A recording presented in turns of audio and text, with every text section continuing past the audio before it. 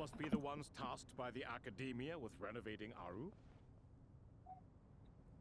That's right. Good afternoon. I'm Kaveh, and these two are Termez. We've met before. This is Thoth, the Ibis King, and everyone knows these two. Afternoon, gentlemen. I've only ever seen these two in murals. Ah, the paintings in the temple. They show us chatting, playing cards, playing chess. Precisely the activities we most enjoy, funnily enough. No, only you enjoy playing chess. We were just humoring you. I wouldn't go that far. Back to the matter at hand. A preliminary assessment by the Academia indicates that this project requires expertise in various disciplines, including the deciphering of ancient texts, mechanical engineering, the restoration of ancient ruins, and elemental theory. The most capable minds in their respective fields are here before you. If there are no— The artisans who built Aru for Al-Ahmar gave their very lives to create this splendid work. Follow their example by giving. I didn't know that. We'll do our best, of course, but we certainly won't be sacrificing our lives. Such brazen words. No, that's not what he meant. Please, don't mind him. He shares your sentiments, just not your, penchant for hyperbole. I just think it's important to manage expectations. Forgive my lack of courtesy, but we simply can't sacrifice our lives to— Here's the first draft of the project proposal for your perusal. Please let us know if you have any requests. Normally, I'd have made it look a lot more visually appealing, but— Naturally. If my fellow ministers deem this meager display— Why are you so preoccupied with the ostentatious displays of respect to Al-Ahmar? We should be trying to make things easy for them. Exactly. This is Aru's mainframe. We certainly will. Thank you for your— You may attempt to lay out punishment should you so desire, though King Deshret always believed in humanity. Still, the reason that Aru— Is that true? No wonder human artisans helped to build Aru then. Naturally. Have you noticed that the Goat King keeps giving superficial responses? He understands the art of perfunctory speech. That's what earned him his position as the Minister of Ministers. It seems the rumors about King Deshret being a— Excuse me for being blunt, but it sounds suspicious that— You're mistaken. And while there's nothing strictly wrong with making every conversation about yourself— You? Whatever. I knew it'd be like this working with you. All right, let me past. I need to look at this console. It's your job to activate it after all. Let's begin. Everyone, please proceed with the external checks and preparations as per the procedures outlined.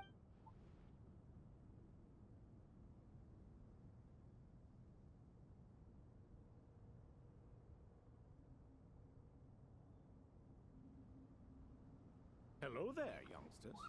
Whoa, the Ibis King came to life. What do you mean, came to life? I've been alive the whole time. You did say we could start our research, right? Are you having second thoughts now? I've reviewed the proposal. The work you're planning to carry out on this grand device is ambitious in its scope. You have ample confidence in your abilities, I take it? I wouldn't say I'm feeling hugely confident, but given how bad things are, I'd rather at least try something than sit around waiting to die. You are the top scholars of your day. I trust you are aware that there are countless links between Aru and the Akasha. Aru and the Akasha?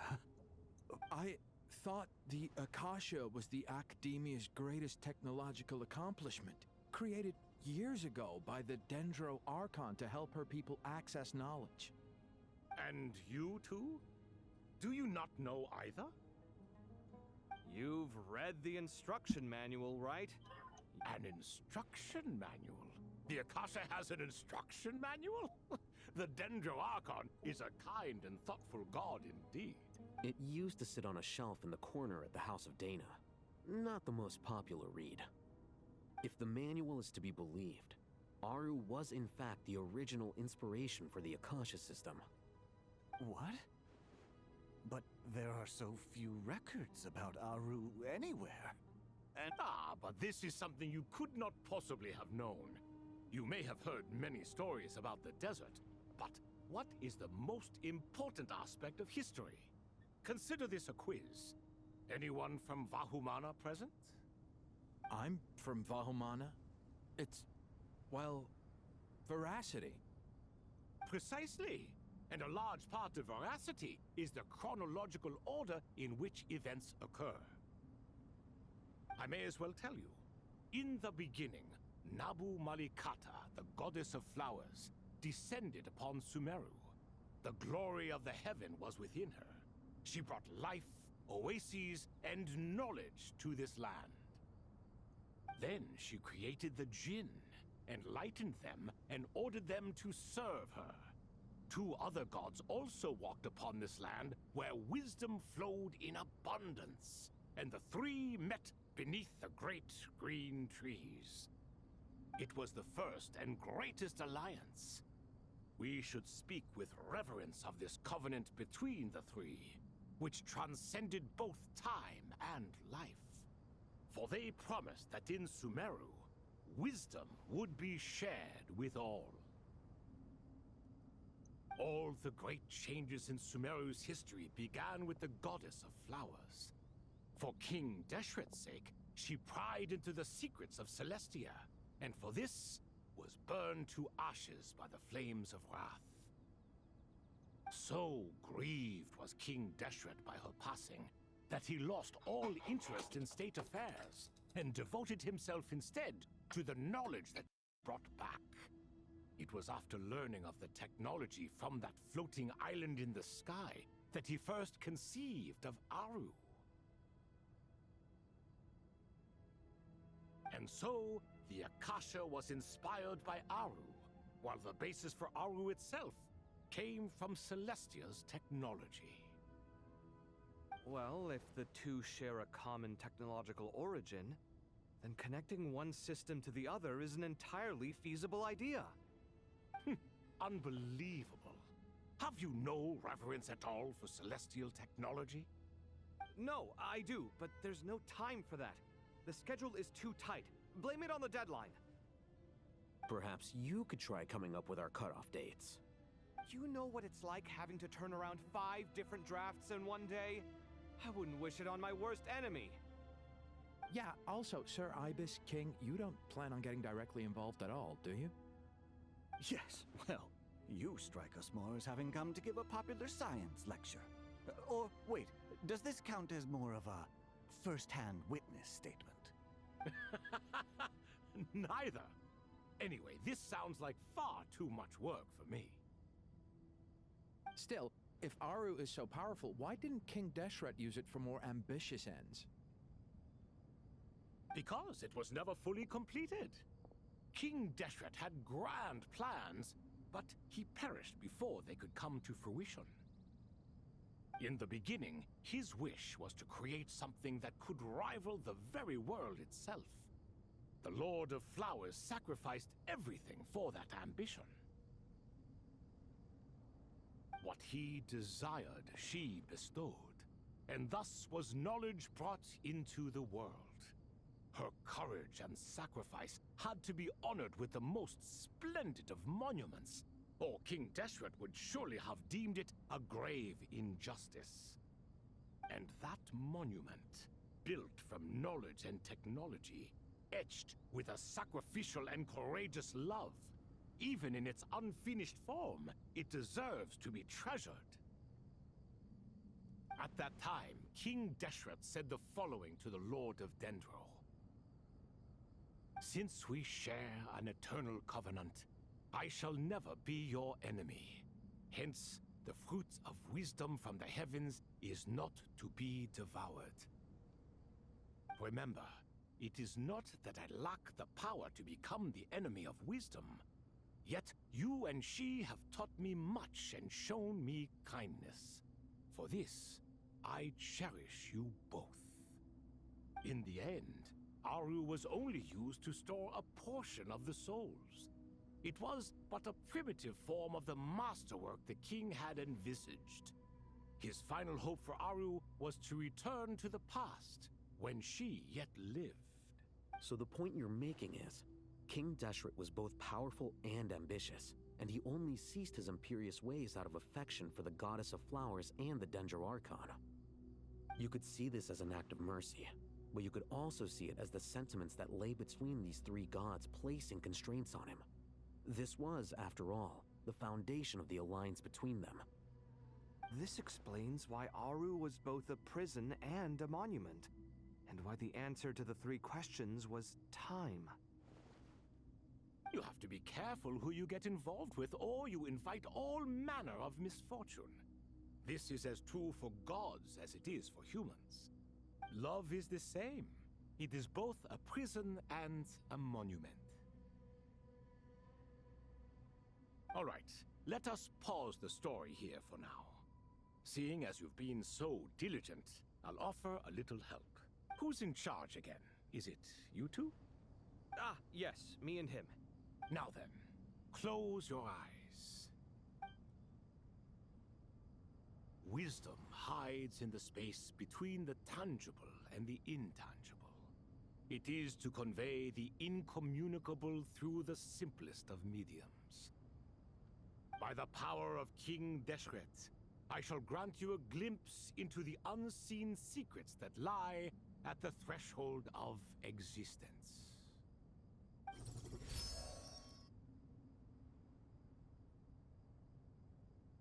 Where did this come from? Is it a new mechanism?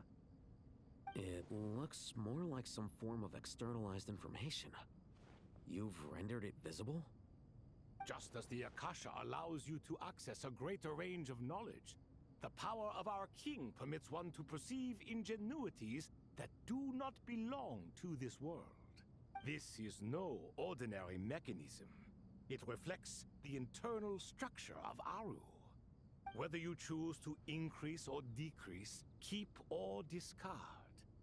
Come, use these to achieve the outcome you desire. Looks mechanical to me. Better let me handle it, just in case. But wait, how do I get up there? Turn around. So that's where the elevator is!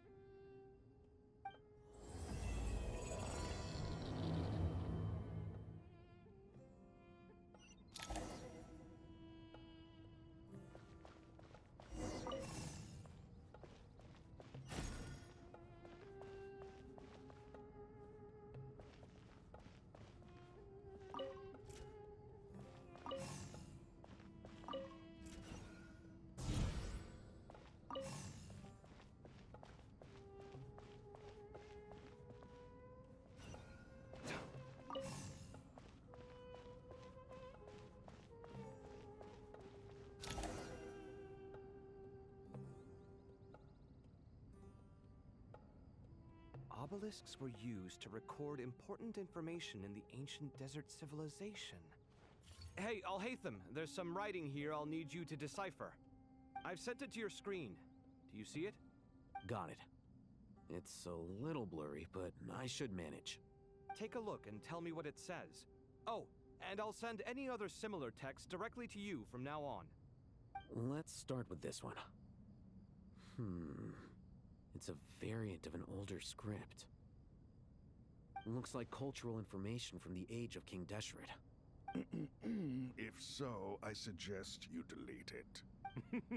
Words thrown together merely for fun. I had no idea Aru kept a record of this. Well, as long as you're certain that this is strictly private information, that's fine. It is unimportant. All right, well, I guess I'll start now.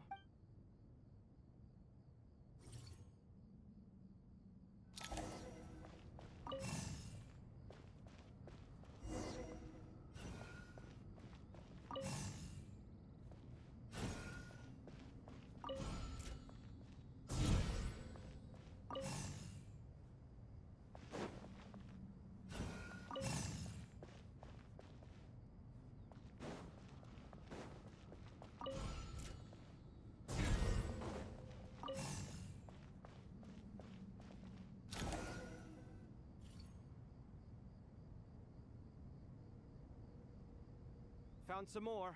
Sending them over to you. These are all reports about the Gurubad conflict. Can we delete them? I'd say so. Most of this information has already been archived anyway. What if there are details in there that Vahumana missed? What are we supposed to do if they come after us in the future? They'll just have to live with it. If we don't resolve these issues now, there won't even be an academia in the future. Yeah, you're right. There's some other similar monuments nearby. I'll check them out.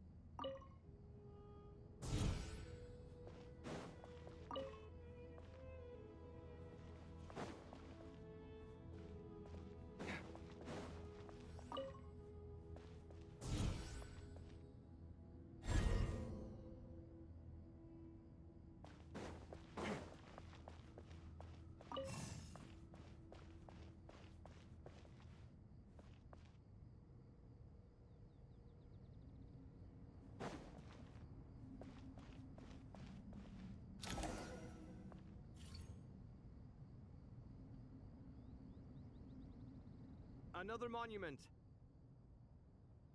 Hold on.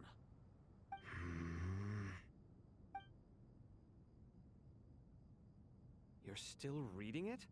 How long is it? It records the development and governance of the Oasis civilization. Most of it concerns the Jinn, but it also contains records left by the artisans who built Aru. Is it important? Some of it. There was no way for me to read the whole thing in its entirety, so I had to rely on my intuition to pick the parts worth keeping. What about the artisans' records? What do they mention? They're speculations, mostly. For instance, they were wondering how to protect themselves if King Deshret decided to silence them after the construction of Aru was complete. Sounds like pure mythology to me. Surely that kind of thing didn't really happen. The records do emphasize that this was merely their conjecture based on various myths. Still, the artisans did leave details of their plans to survive, including blueprints for their escape route. Even that got recorded?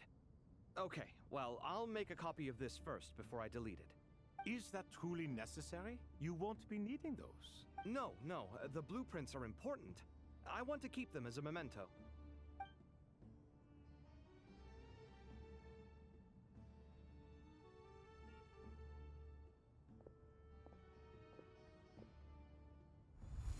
I think that should just about do it. It meets the requirements of the contingency plans, so we should be good.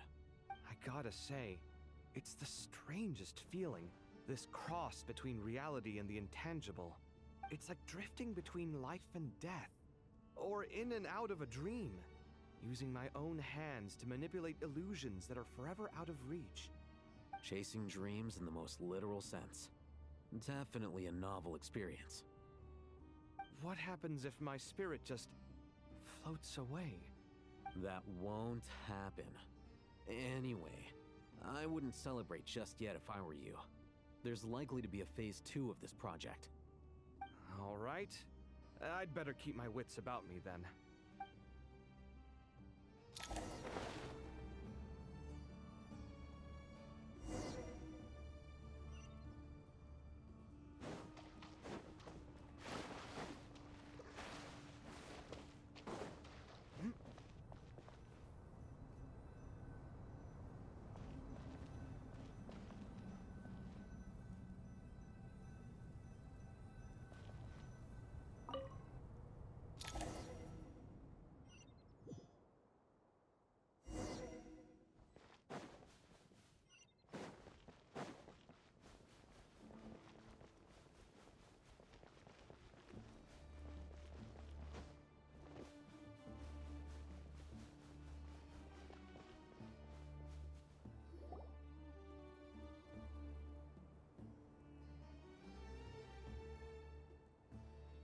Traveler from afar, Do you worry for the fate of Sumeru as well?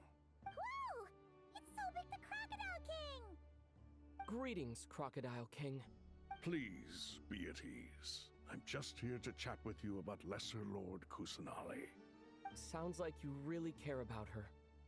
Yes, although to be exact, it is a mixture of both concern and curiosity that I feel. Speaking of Nahida, Paimon was wondering how she's doing. Wait a moment. What is it? I tried calling out to a pep, but there was no response. This can only mean that she is focusing all her energy on taking care of Lesser Lord Kusanali. All the gods who served King Deshret seemed super surprised to hear that a pep agreed to help Nahida. Guessing she made a bad impression on you or something. Are you aware of the history between her and our king? The story begins a long time ago.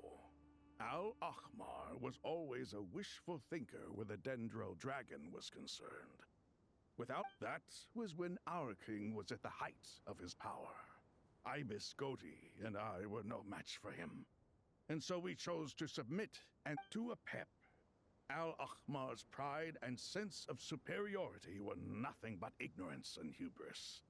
In fact, in the end, King Deshret coveted the power of Celestia, only to end up corrupted by his final act was to trick the dragon into swallowing him whole. The Dendro dragon stands for the glory of a bygone era. She hated Al-Ahmar, and so her willingness to help the Dendro Archon through this crisis comes as a great surprise. Yep, Nahida did her a huge favor. So Lesser Lord Kusanali put an end to the Dendro Dragon's many long years of torment. As much as she loathes the Seven, a pep knows kindness when she sees it. No wonder she was willing to make an exception. Yeah, that's the sense we got from dealing with her too. She is not incapable of coexisting with other living things. Rather, she actively chooses to avoid coexistence. All of this being said, I wouldn't expect too much from her if I were you. We'll keep that in mind.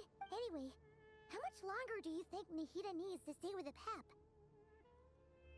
For all we know, the Fatui might still be in the desert.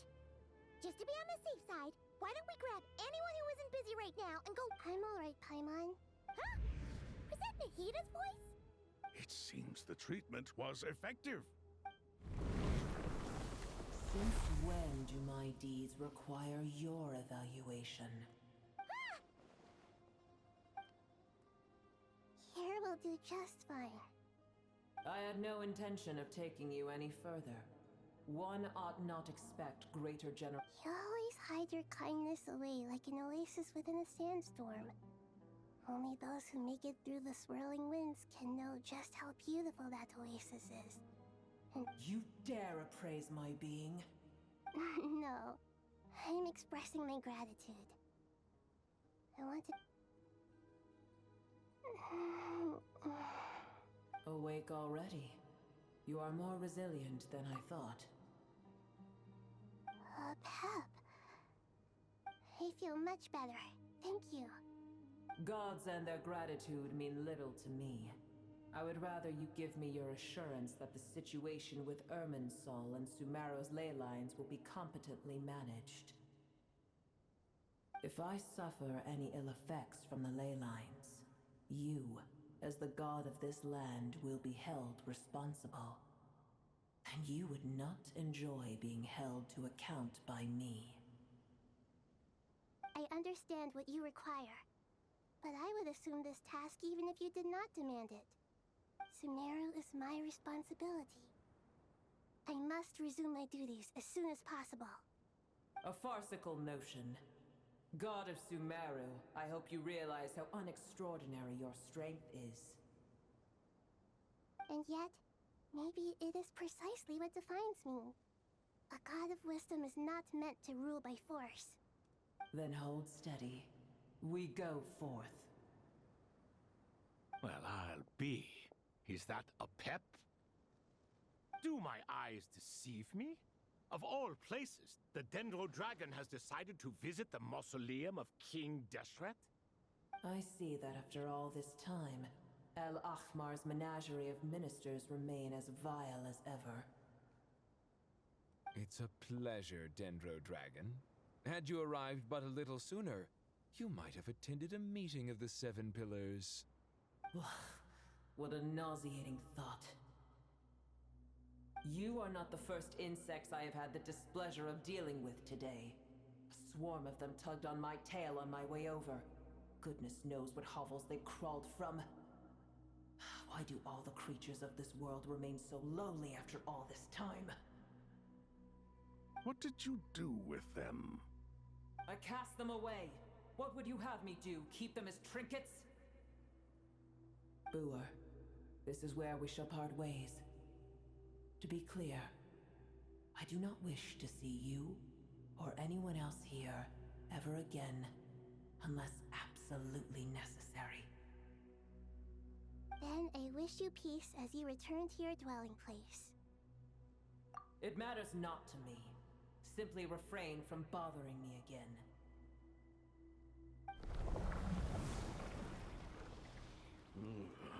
A force to be reckoned with. At times like this, I feel glad that she has no interest in any of this. Hold on, just hold on, okay? We're almost there. We made it. Huh?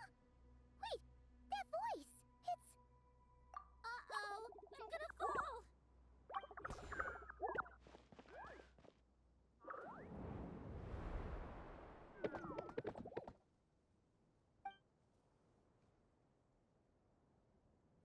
Well, that's a relief. A pair of safe hands indeed. The Dendro Archon's familiars. They are the last thing I expected to see here. Huh? Wait, what are the R&R doing here? Don't you guys hate the desert? Obviously I was worried about the Dendro Archon. I've been supporting them with my Pari powers the whole way here.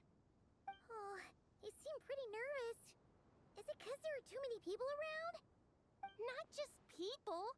It's all these non-human beings, too. It's hard on them. I can't believe you made such a long and dangerous journey just for my sake. I appreciate your support so much. Thank you all. I'll have to ask everyone to wait while I help our new arrival settle in. Once I'm done, I'll gather everyone to discuss our next steps. Traveler, Paimon, shall we find a place for our friends to stay? Awesome! Let's go! Well, first I have some questions.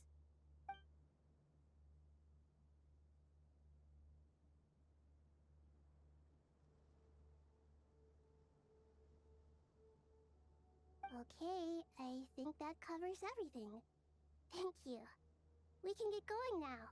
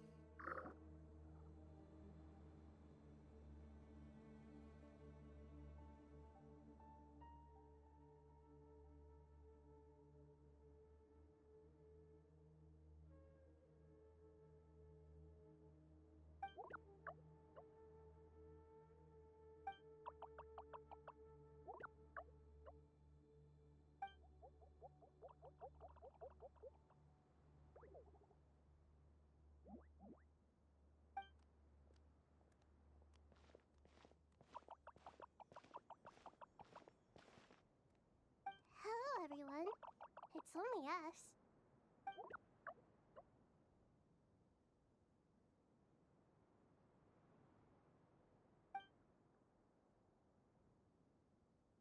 It must be very tough for you coming all the way out here, especially since you don't like the Voluka.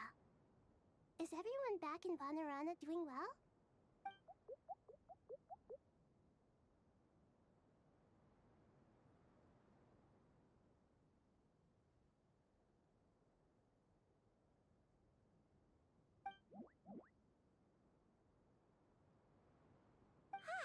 Everyone's here.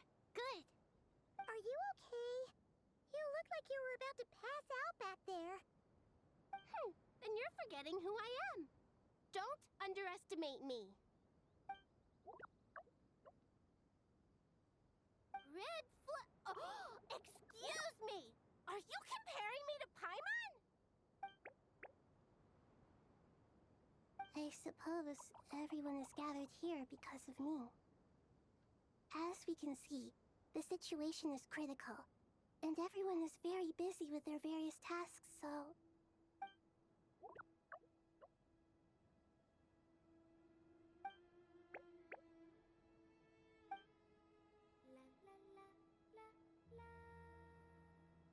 I can't thank you enough.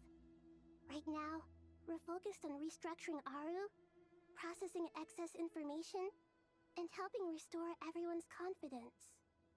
I'm sure you'll find it all very straightforward. I can help too. Just let me know where I'm needed.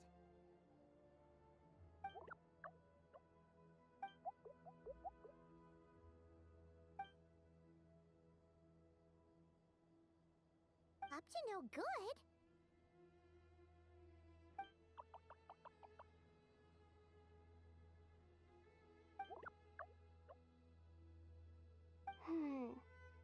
That definitely sounds suspicious. Traveler, Paimon, I have other work to attend to here that needs to take priority. Could I trouble you to investigate the situation Arabalika spoke of? No problem. Leave it to us. Thank you. I'm counting on you.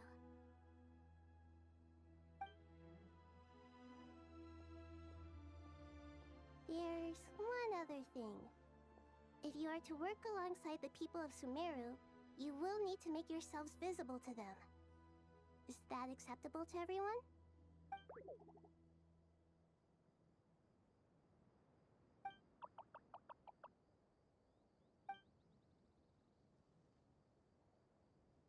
There's nothing to fear.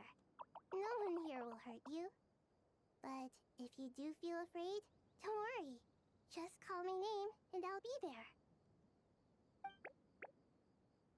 Very well. Now, I shall bestow a small blessing upon you all.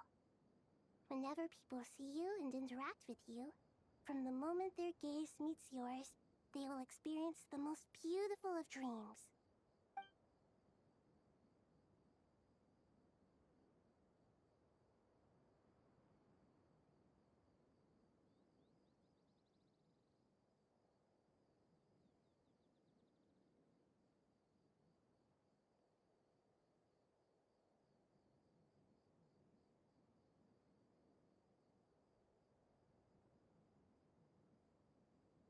Do not fear. We will face it together. This too shall pass.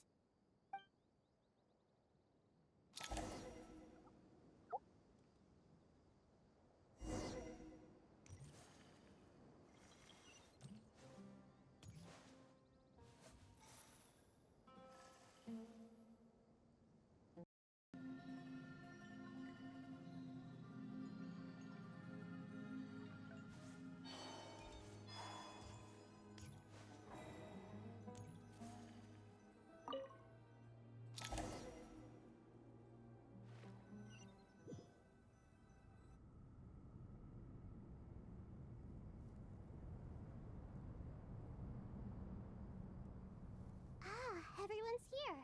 Wonderful. Dendro Archon, you're back.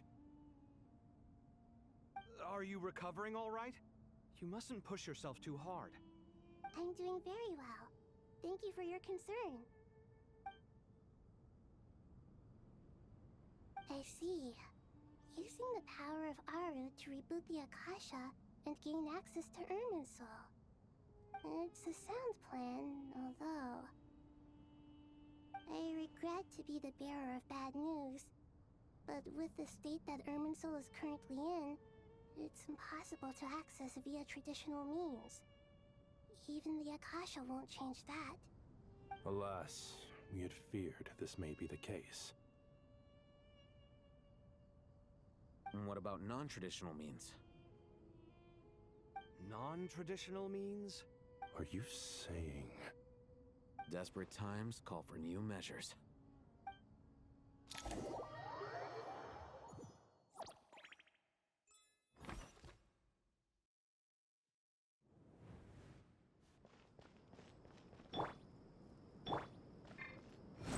Squall and Fury.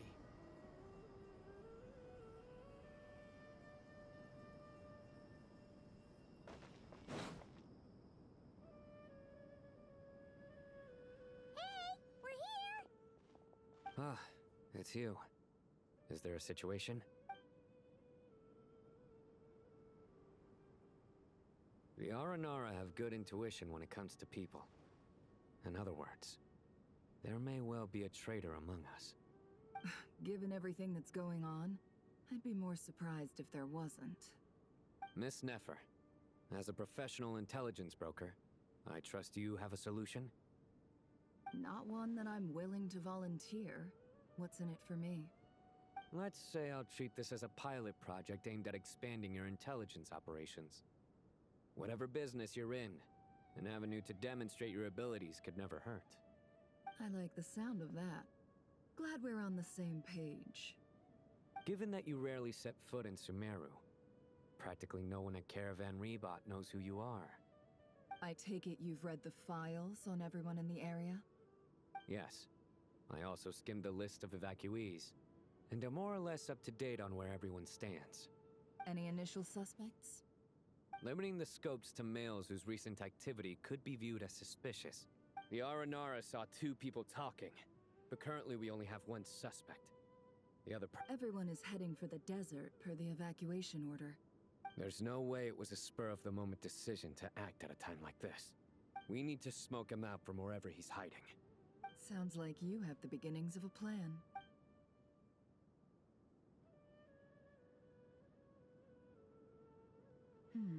I see. Your suspicions are well-founded. I'd be watching him too if I were you. So far, we still lack solid evidence that he's been bribed. He hasn't made any recent purchases that would indicate he came into some... Then let's get closer to him to confirm before we make our move. I can handle it. And you're certain you've never encountered this person in Nodcry? I'm certain. Besides, it's extremely rare for me to have had any direct contact with Sumero mercenaries besides Jet. Sino, stay out of sight and wait for my signal. If he raises any red flags, I'll bring him toward the main road. Understood. I'll take it from there. Excellent. Well, it's a pleasure working with you.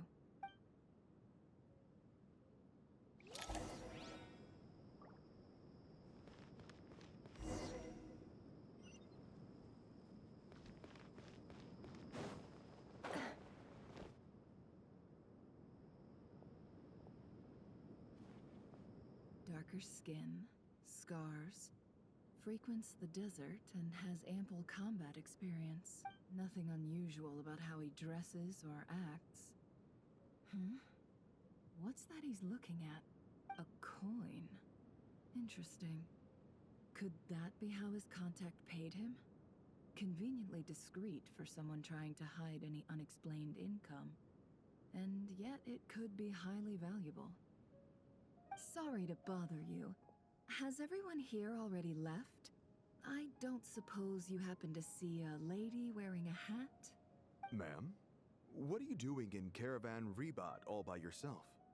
The main group evacuated some time ago. Didn't you pass them on the road? My friend and I lost some of our cargo along the way. I didn't want to miss out on potential business, so I told her to go on ahead and meet the client while I retraced our steps. I didn't think it would be so late by the time I found it. And then there was a terrible sandstorm. I guess I must have taken a wrong turn, because I didn't see any large groups on my way here. Forgive me for asking, but just to be on the safe side, Could you describe this friend of yours? Sure. She has blonde hair, and she was wearing a hat and a white dress.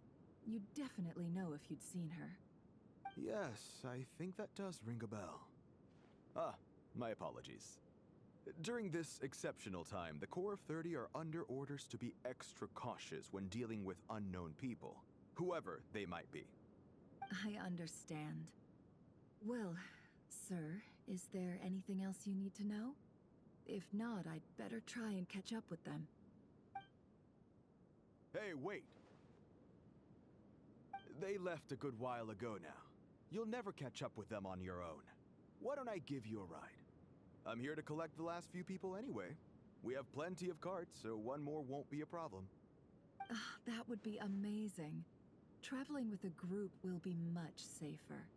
I'll have to pay you for your trouble. Hey, let's not worry about the money for now. Wait here a moment. Once I'm done packing up, I'll take you to join the rest of the group. All right, thanks. Let me know if you need a hand carrying anything. No need for that. I'm strong enough for both of us. Okay. Well, I wish there was some way I could repay you. Guess it's my lucky day, running into someone who knows what they're doing here. You might have just saved my life, you know? You're not wrong there. I mean, what kind of cargo is so important that it's worth risking your life to get back? I hope for your sake that it's priceless. Actually, I suppose I can tell you, since you've been such a big help. But be sure to keep it to yourself, or we could both be in big trouble. Oh, really? Sounds mysterious. We're in the antiques business. You understand? Some of our goods aren't acquired through the most legitimate means. We have to be very discreet when we're selling them. That's why I had to go looking for the missing cargo alone. Ah, no wonder. Well, ma'am, in that case, it turns out that maybe there is something you could do for me. I'm all ears. But to be clear, our commission isn't cheap. Think carefully before you ask.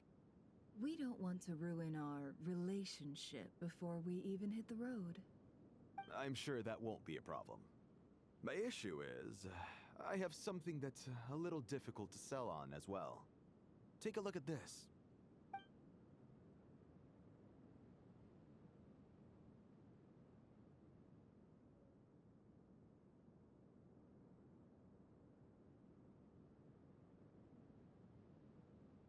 Pure gold. That's quite something. How'd you come across it? Dig it out of some ancient tomb? If you look hard enough, there are many treasures to be found in the mausoleum of King Deshret. It has no distinct Snezhnayan markings. That'll be why he's going with that story. And he clearly doesn't want to arouse suspicion, so he's on the lookout for an opportunity to make a quiet trade. Surely you have an existing business partner. Won't they take it off your hands? I hope I won't be attracting the wrath of my competitors by helping you sell this. The shop I used to work with is having cash flow issues at the moment after losing some money. I'm under enough pressure as it is without having to deal with them. On the off chance anything went wrong, I'd never get my money back. I understand. Gold is the last thing that traders with cash flow problems want to see. Well, in that case, I think we can work something out. As it happens, I'm just about done packing. Shall we make a move? Sure. Let's walk and talk. This evacuation was a huge operation. They needed a few people to stay behind and tie up loose ends. And I ended up being one of them. You're lucky you ran into us in time. I certainly am. I don't know how this happened. What?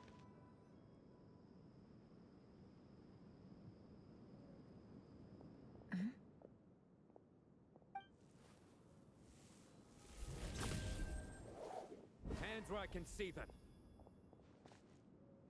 General Mahamudra! No, wait! What are you doing? This is the coin? Good. Sadly, you won't have the chance to spend it. Nicely done. Looks like Sumeru's mantra are a well-oiled machine nowadays. Unmarked gold coins are quite difficult to trace. Thanks to you, we have secured the evidence. Here's what's gonna happen.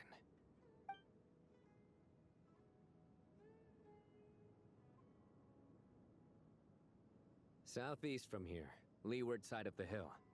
That's where he's meeting his Great work. Candace tells me your interrogation skills are highly effective. Hers are quickly catching up. She's improved a lot in recent years. Looks like it's over to you for the next step. Because I'm quickest on my feet? Because you know how to trail a target. Plus, it'll be easier to monitor their activity from the air. Fine. I'll be quick. One more thing. The Traveler just brought a message from the Dendro Archon. Once you're done with this, we're to meet up at the mausoleum of King Deshret. Got it. Will do. Are you sure you'll be okay on your own? Gee, I don't know. Maybe you should come with me. Okay. Then Paimon's coming with you. Really? You do know this is a stealth operation, right? Meaning, you have to be quiet? Paimon, are you sure about this? Well, Paimon at least wants to give it a shot. Like everyone says, if you never try, you'll never know. Besides, being the best guide in Tibet has to count for something. This should be a piece of cake. Fine.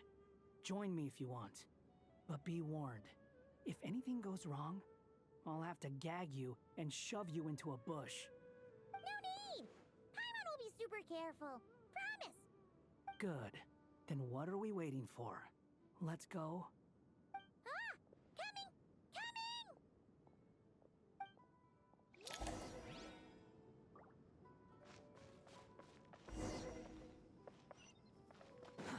Too slow.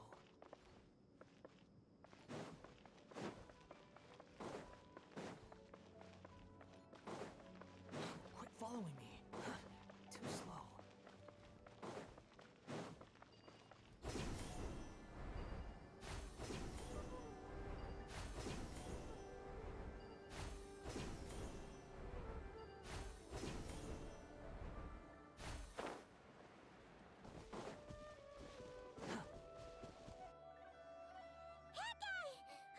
Wait up! Hey, slow down, will ya? We're here.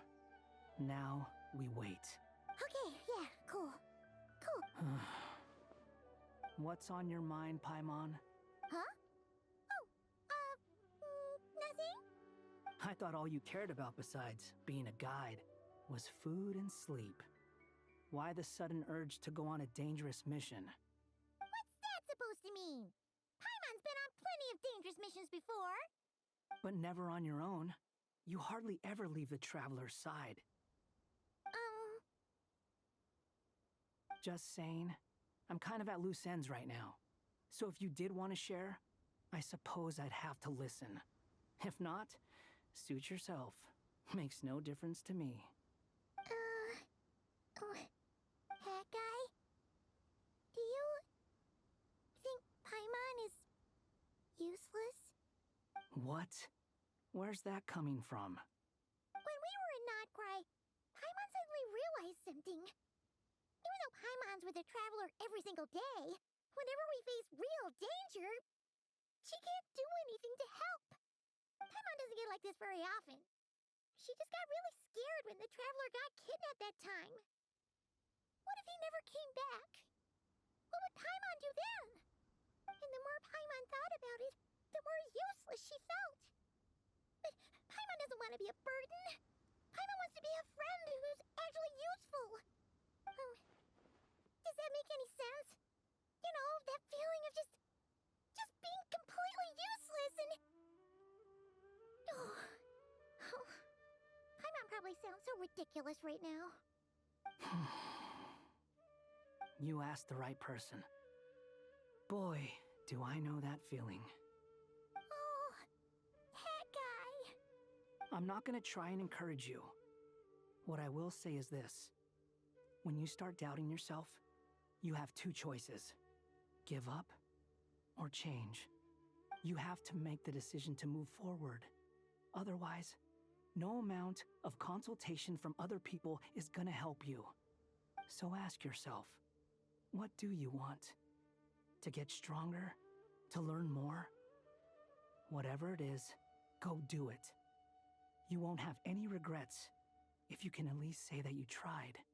All right. Something's not right. Shouldn't they be here by now? Paimon, is it just me? Or is it a little too quiet around here? Should Paimon take a look? We'll give it another hour. If nothing happens, we head back. Okay.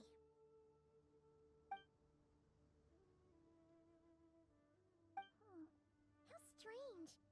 We've been here for ages. Where the heck are they? Have we been stood up? What is it?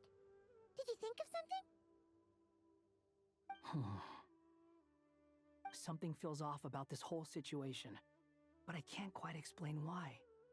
We know for sure that the guy Sinocot had something set up, yet somehow his contact is a no-show.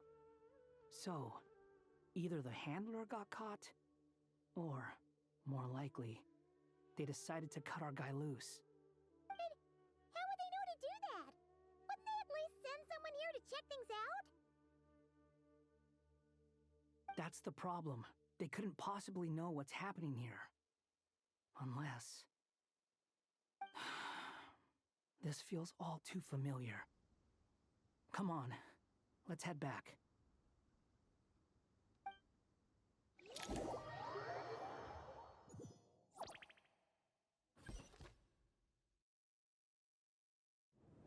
Even though this isn't a formal meeting, I'd still like to start by saying how grateful I am to each and every one of you. Thank you all for coming here and standing by our side. Shesipank and Bennu are currently assisting the scholars with the maintenance of Aru. Please forgive their absence. As for Hermanubis, may he rest in peace. We remember him with great fondness. There have been times when I imagined what it might be like to meet you all. Now that it's really happening, I feel quite emotional. Time has taken many things away, but that which remains is all the more resilient. I must say, there is one thing that rather surprises me. You appear to be in good spirits, Lesser Lord Kusadali. But even so, I can sense that the life force given to you by the Dendro Dragon has far from fully resolved the problem of your vitality. Oh no! So even a Pep's power didn't work? Don't worry, Paimon. It worked very well indeed. The issue is how closely I am tied to Irminsul. Until the problem with it is resolved, there is no way I can fully recover. Sumero has undergone tremendous changes during your absence. When gods pass away, inevitably, people's faith in them grows weaker. You must have sensed it already.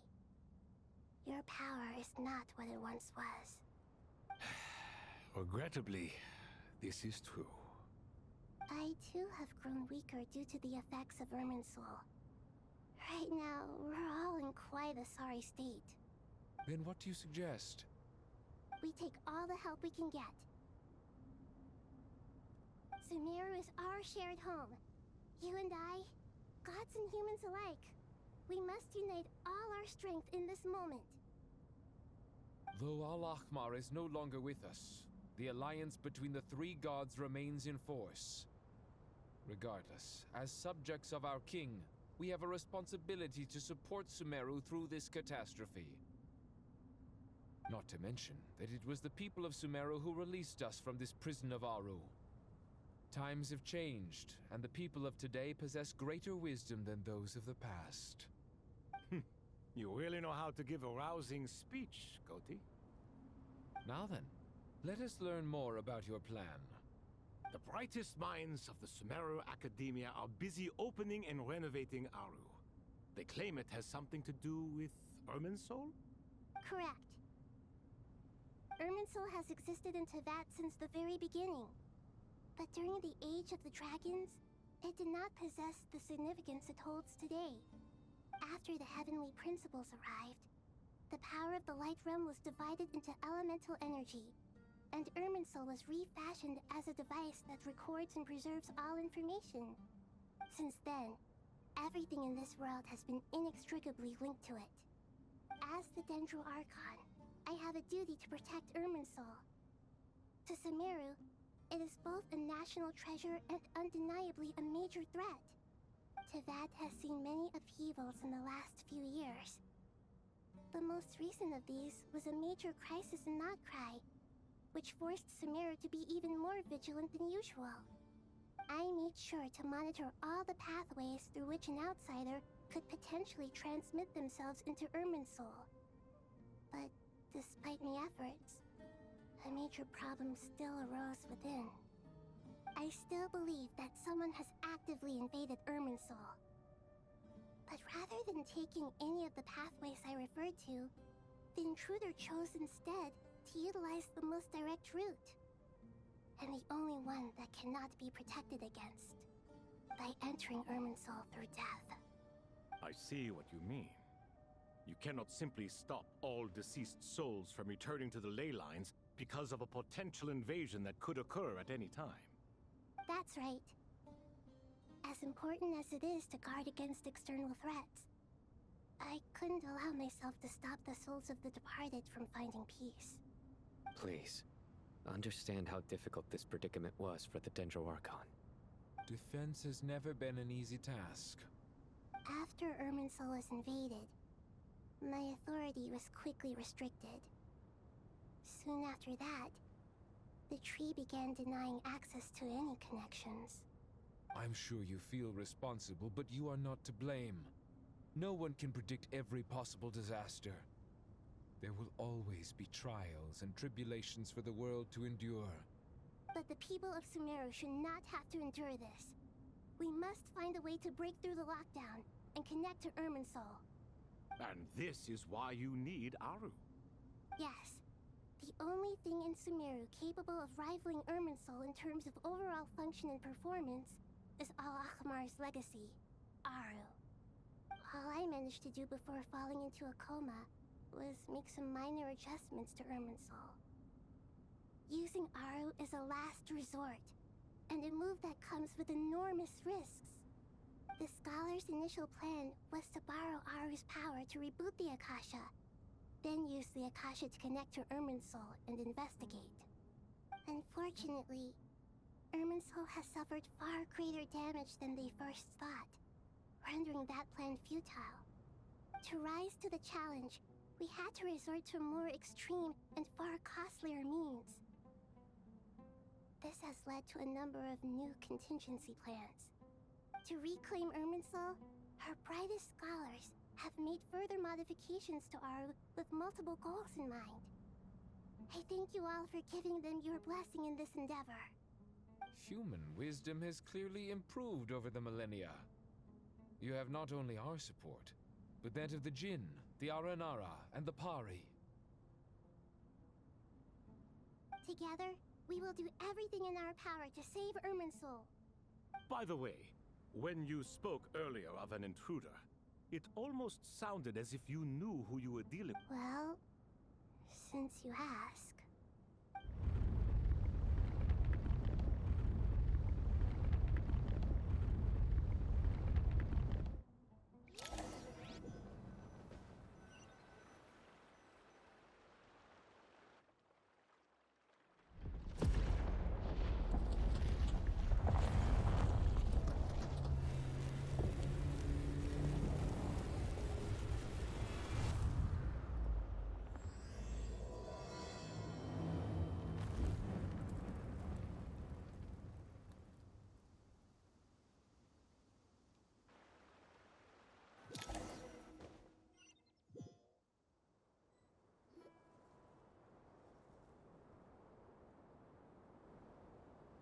Dr. Tainari!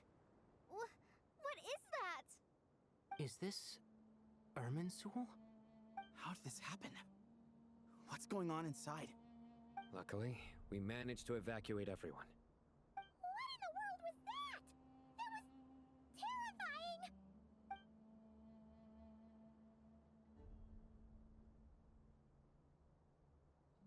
Oh my. I understand now, Dendro Archon. You make yourself quite clear indeed. Not once over the millennia has Irminsul been so terribly afflicted as this. Please continue, Dendro Archon.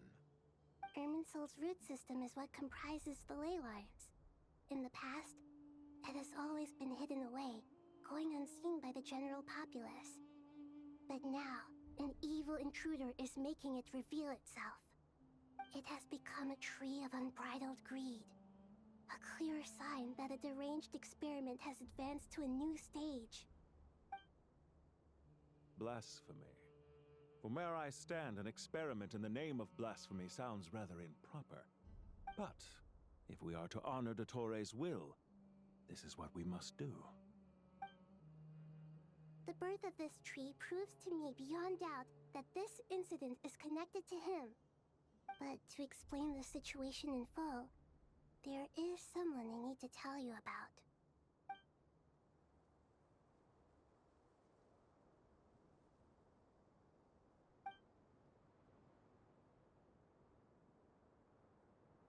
Zandik. So it was him. I saw him in the desert once. A man of supreme arrogance. So this is where it has taken him. But didn't Dotorre die and not cry? How is he still able to do all this? He must still have loyal followers amongst the Fatui. Even so, I'm still unclear as to how he has been able to wield such a profound influence over Irminsul. I can confirm that Fatui forces have arrived in Sumero City. Furthermore, Irminsul seems to be undergoing some kind of mutation. Evil branches are beginning to grow. Things that do not belong to this world are slowly but surely materializing. Sorry, I couldn't think of any other word to describe it. They don't seem to be fully formed physical entities yet, after all. But they are gradually becoming real.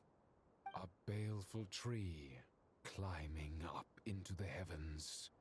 Speaking of Dotorre, I have some information on that front as well.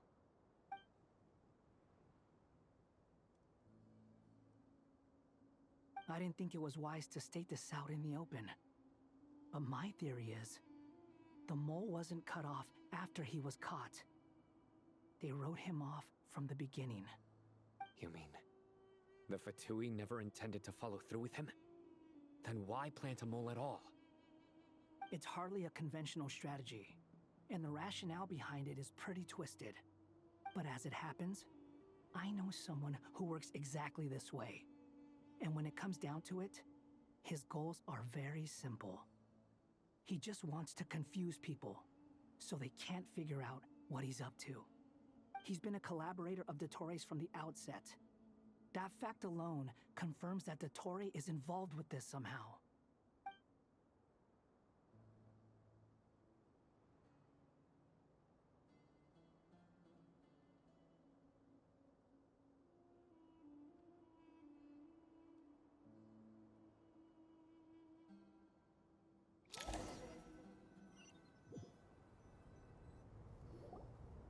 There is still much to be done. Everyone, please remember our core strategy. As per the discussions, the following groups must act immediately. Mr. Alhaitham and Mr. Kave, the next phase of the Aru renovation project must begin right away. Godspeed to you both. We'll give it everything we've got. The plan looks feasible, but the implementation will require certain resources. General Mahamatra Sino and his team will help to procure the materials required for modifying the terminal. No problem.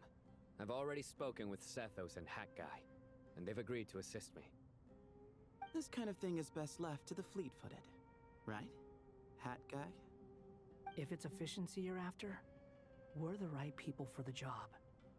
Following up on the elemental energy amplifier we discussed, Ms. Dory, I assume you're the one most familiar with the status of this project. Aside from the Dendro Archon, of course. Yep, that's right. Leave it to Lord Sangama Bay.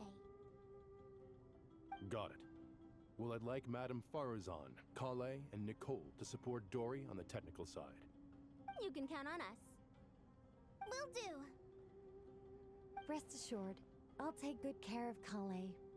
Dia, Candace, and Nefer, you'll be in charge of negotiating between the various parties. I trust you remember our goal. You bet. We can handle it. Good. I believe that covers everything. Tainari will provide ad hoc support as needed, if that's okay. Poor Tainari. Must be tough being Nephis' student. Getting bossed around all day, every day. Hey, don't try and drive a wedge between us, you old rascal. All it says to me is that Master Nephis has faith in everyone's abilities. While I'm nominally here as backup, I doubt there will be many situations where my help is needed. Exactly. Finally, Traveler, you and I will head to the border between Sumero and Natlan. Once that task is complete, I'll be asking some of you to accompany me to the Eternal Oasis. The Eternal Oasis? I thought that was just a legend. So it does exist after all. Regarding your trip to Natlan, under normal circumstances, a meeting between our two nations would be a far more formal affair. Unfortunately, Sumero is all but completely cut off from the outside world at present. So regretfully, we won't be able to give the Pyro Archon Mawika the grand reception that she deserves. My apologies for the inconvenience. No point putting too much pressure on yourselves. That goes for everyone. Right. Especially you, Dendro Archon. I'm sure you're still feeling quite weak. Don't worry about me. The Dendro Dragon's life force will sustain me. Plus, we'll be there every step of the way. Nahida will be just fine. Yes. I believe in myself. And I believe in every one of you. Well, time to get going.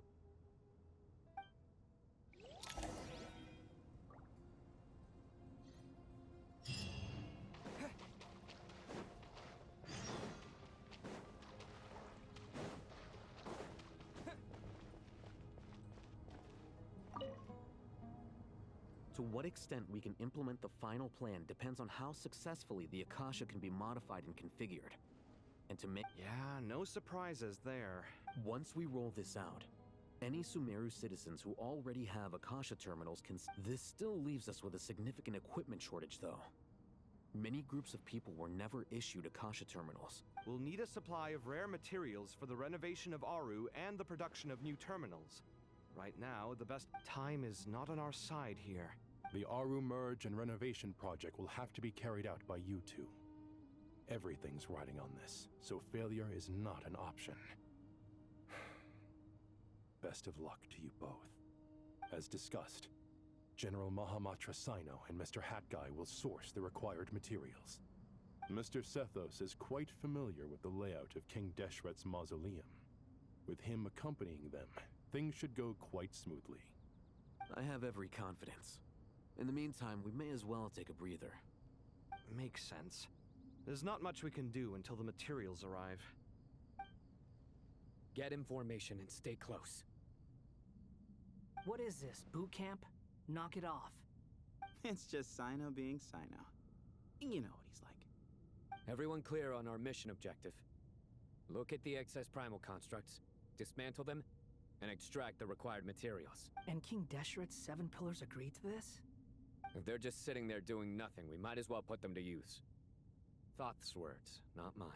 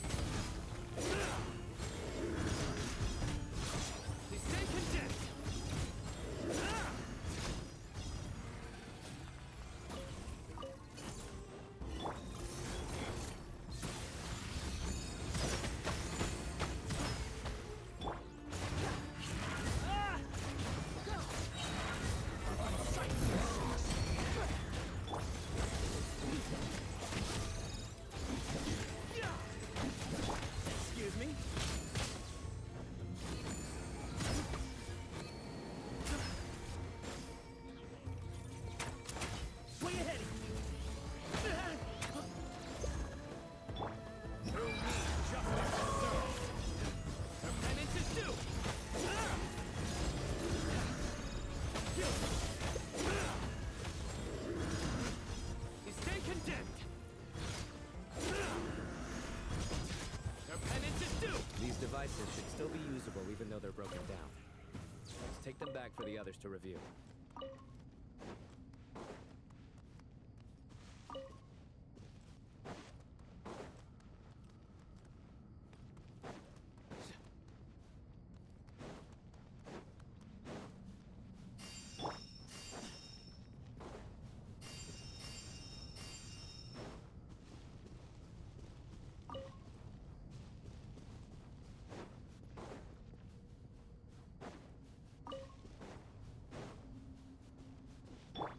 Quit following me.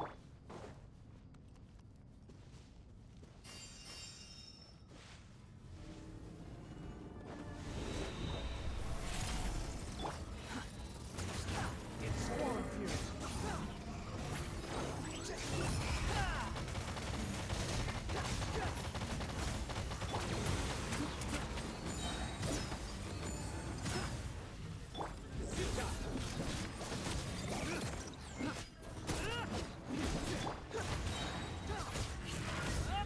Dead. Excuse me? Cry loud. Your sins weigh upon your soul! Guilty!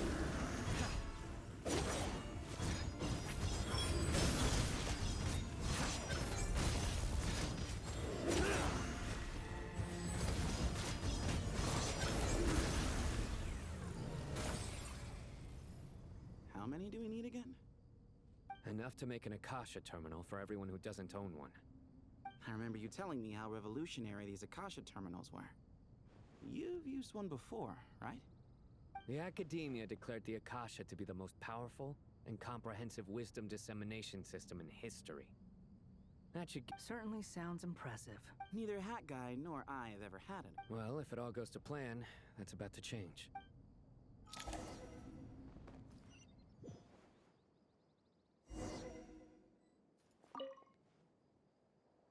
Oh, goody! Thank you so much for handling the delivery. What a long way it was. You've really outdone yourself. I'm well aware what a bumpy, dangerous journey it must have been. Now, I would have loved— Oh, trust me. I'm patting myself on the back for my assembly work here. Simply flawless work. But will you really be needing all of this? According to our plan, yes, this is the quantity required. I heard you covered a lot of the funding out of your own... Oh, that's an exaggeration. Of course, the real tragedy is how little profit I'm making on this. You know, it's a serious crisis when you can't even make money out of it. It's really quite a beautiful design. And I'm intrigued by how such a diminutive device is able to output the power of the Light Realm. Did you attend the lecture on Light Realm energy, Madame Farzan? I don't believe I saw you there. Of course I attended. I was just a little late, so I had to listen to the whole thing from outside the back door. Anyway, I have a perfectly good understanding of Light Realm, elemental and abyssal energy, as well as the relationship between the three. Good to know. Master told me in private that the conversion process between Light Realm energy and elemental energy involves highly classified knowledge that shouldn't be disseminated too widely. But even so, the scholars still shared said information. Well, you can't enforce a rule that everyone breaks. Is that the idea? At first, the Dendro Archon was reluctant to explain it in great depth for safety reasons. Later, she came to terms with it, and simply informed my master that we would all have to face the question of survival together. To protect someone from such dangers means keeping them in the dark. But for someone to know and embody the wisdom within, they must understand its very essence. It's an information hazard. We're exposed to danger just by knowing the facts. And just like bait, it lures us in by offering us the solution to our problems. But if you're not careful, you'll end up pursuing it down a dark path. A tricky problem. But today, this big problem has been broken down into many smaller, more trivial ones. What do you mean? I get it. For instance, you and I share secret knowledge, while she and I take on the risks of life, death, and fate. Something like that? Hey, what? That is not what I call a trivial problem. Well, as they often say in Vahumana, an event that is monumental to the individual is negligible in the grand scheme of history. Generally, the fate of the individual is an insignificant affair. Being from Amorta, where the subject of our research tends to be a lot more personal, I have to disagree. It's hard to dismiss the individual as insignificant. In other words, the big problem of survival has been broken down into many small, interconnected factors, and each one of us represents one of those factors. When the same secret is shared with a group of people, the same fate binds them together. Most people would find this unimaginable, but to us scholars, this is the path that has always beckoned to us. Sharing knowledge is a good way to fight against fate. I will always believe in that. All right. I think that's everything. Thanks a lot. But...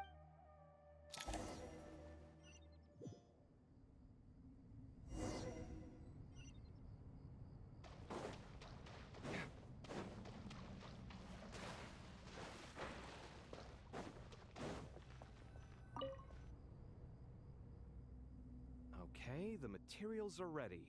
We can proceed with the next phase. Alhaitham, how are you getting along? Most of the information in Aru is written in ancient desert scripts. Some of this is written in a tribal language. Oh. Not lost to history, I hope. Some are.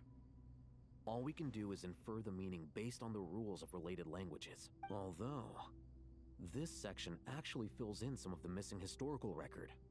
I'm transcribing it so we can bring it back to the academia. After Aru started up, 2 more lines of text appeared here. Can you read them? Humans may not read what is written by the gods, except by not reading. Victory should not be easy to attain, for it symbolizes divine wisdom. Knowledge must not waver, for it has external borders. Is this a clue to solving a puzzle? Or is it being symbolic? You can't read it unless you don't read it. Victory is wisdom. Knowledge is confined by borders. Wait, I think I've got it. It's a metaphor, isn't it? It's talking about... a chessboard.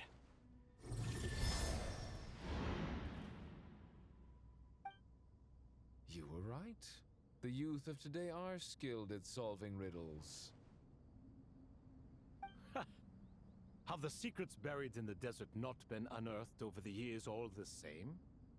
Since Aru is a place reachable through wisdom, this day was bound to come sooner or later. Oh, I've always been against overly cryptic sentences. Don't you get tired of reading and writing all that? Ah, it's you 3. Just in time. We've been delving deep into Aru, and now this board has appeared. I've heard this was how you'd while away your free hours. You must be quite the experts by now in that case. It is true. King Deshret's chess games are some of the most well-loved of all his wonderful creations. If you have ever been to Safhe Shatranj, you may well be familiar with the chess pieces you see here.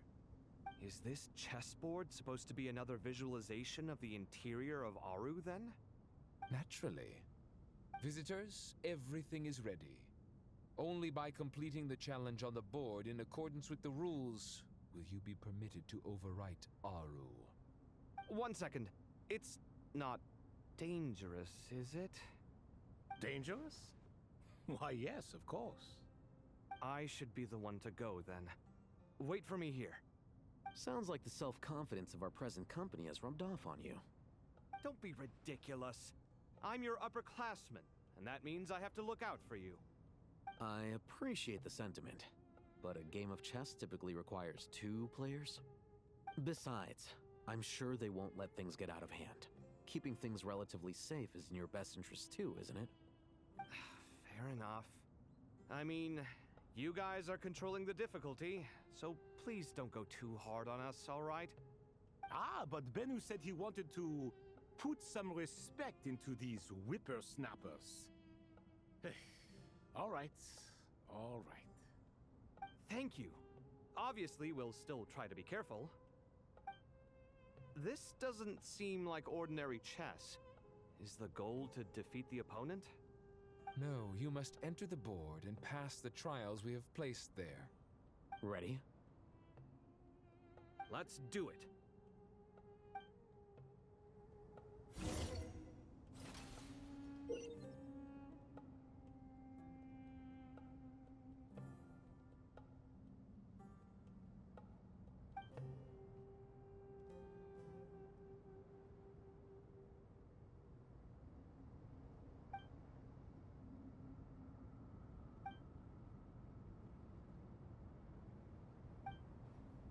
The first trial is posed by me. I don't think this is gonna stop us. Ah, but the key to this game lies in working together. Otherwise, you will be deemed to have broken the rules. Looks like it's up to me. Marak, can you open it? King Deshret's favorite primal construct. Living on in suitcase form, of all things. Amusing. Ho ho! Excellent work.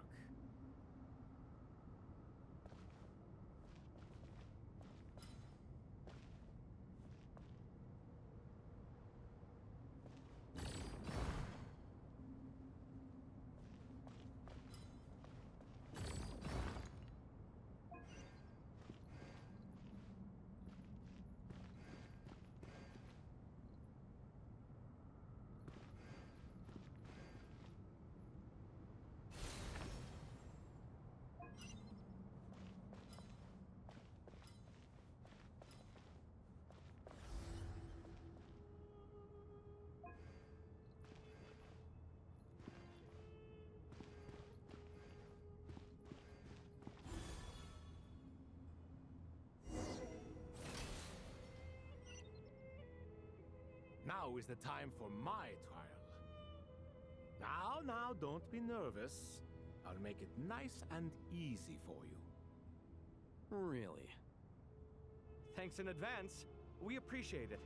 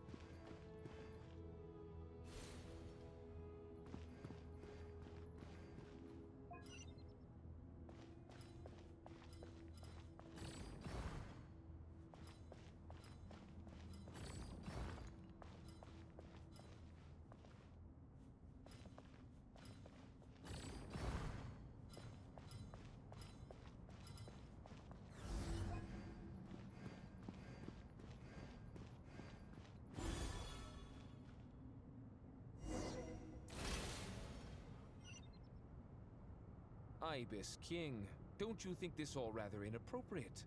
You may as well be handing them victory on a silver platter.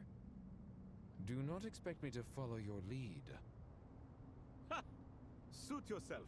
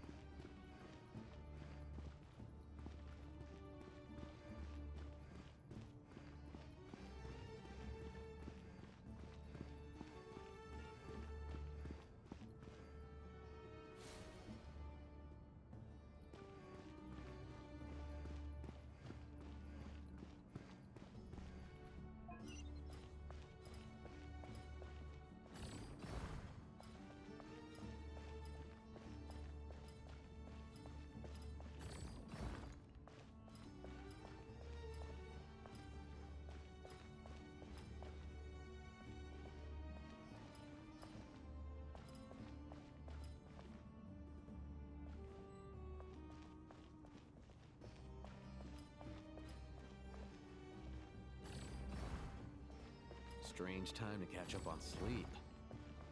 I'm not sleeping, I'm thinking! Ibis King, don't you think this all rather inappropriate? You may as well be handing them victory on a silver platter.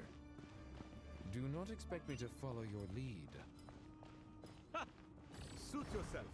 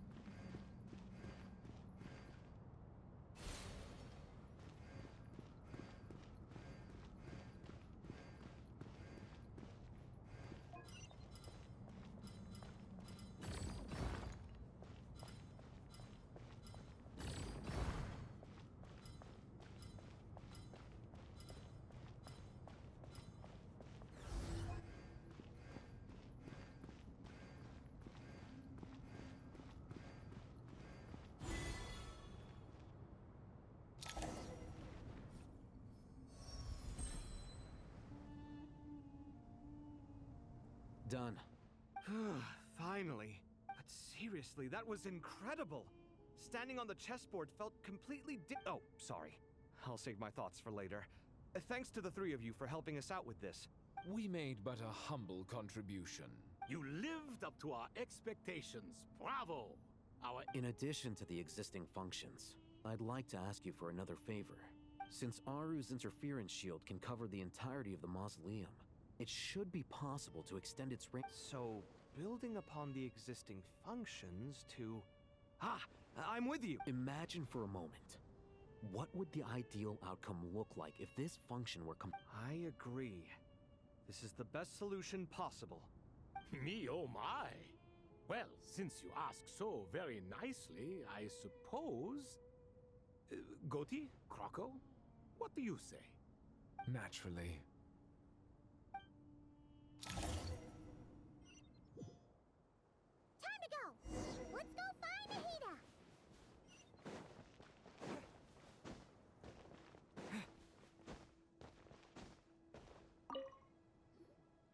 There you are. Miss Nicole truly is an angel. She shows great wisdom in guiding others, and she has already sent word to Natlan on our behalf. She said that while the other members of the Hexen Circle are busy with important work, she is quite free, and she is more than willing to accompany the people of Sumera for the... Oh, there's Nicole, all right. Always super patient and loves to help everyone out. She's the best. She is. So kind and enthusiastic. Well, time for us to get going.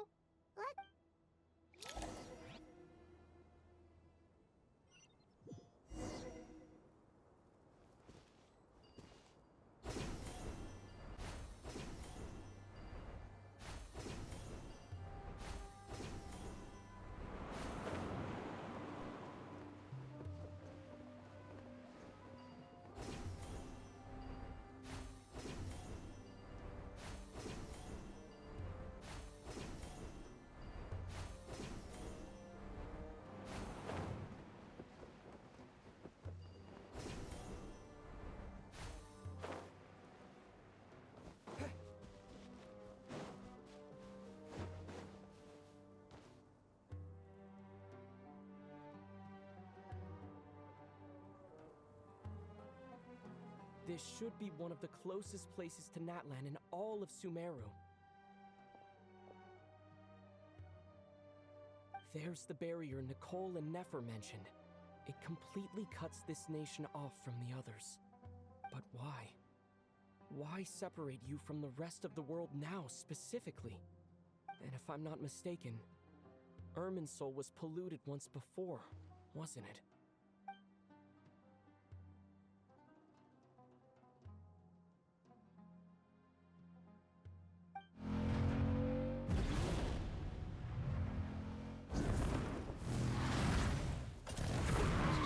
I'm wondering the same thing myself. That voice. Mawika!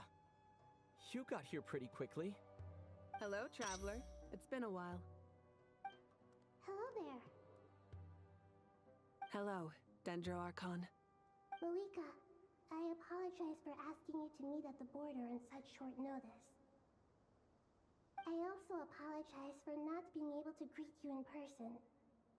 The form in which you see me now is one carried by the traveler. The real me is inside the mausoleum of King Deshret, and I am reaching out to you with my mind from here.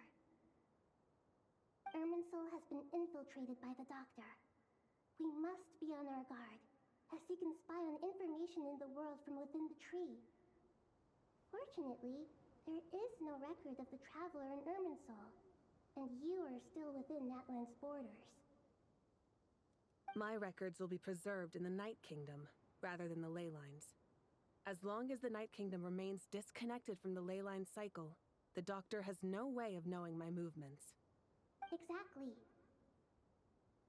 So by meeting each other in this way, the meeting essentially never happened. No wonder Paimon didn't come. You were concerned that her activity would be recorded by Irminsul. The Natlanese have heard about the situation in Sumero. With the borders sealed off, merchants have been forced to stop their shipments. It's pretty serious. I'd like to address the question you raised at the beginning. I can offer a brief explanation, although it will sound rather cruel. I don't reach this conclusion gladly, but Irminsul predates the heavenly principles. So even when the people of Sumero became ill because of pollution, it was not a critical issue. But this time, the Doctor's invasion has directly... The heavenly principles established a rule that when Irminsul is plunged into grave danger, that way, even if Sumero is destroyed...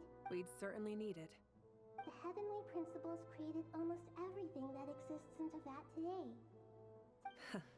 Meaning, protecting Sumero now falls to you. Yes. My own power may be limited, especially compared to yours. Nicole of the Hexen Circle didn't say exactly what this meeting was about. That's right. Nahida and I discussed it at length. You need the pyronosis, don't you? Yes.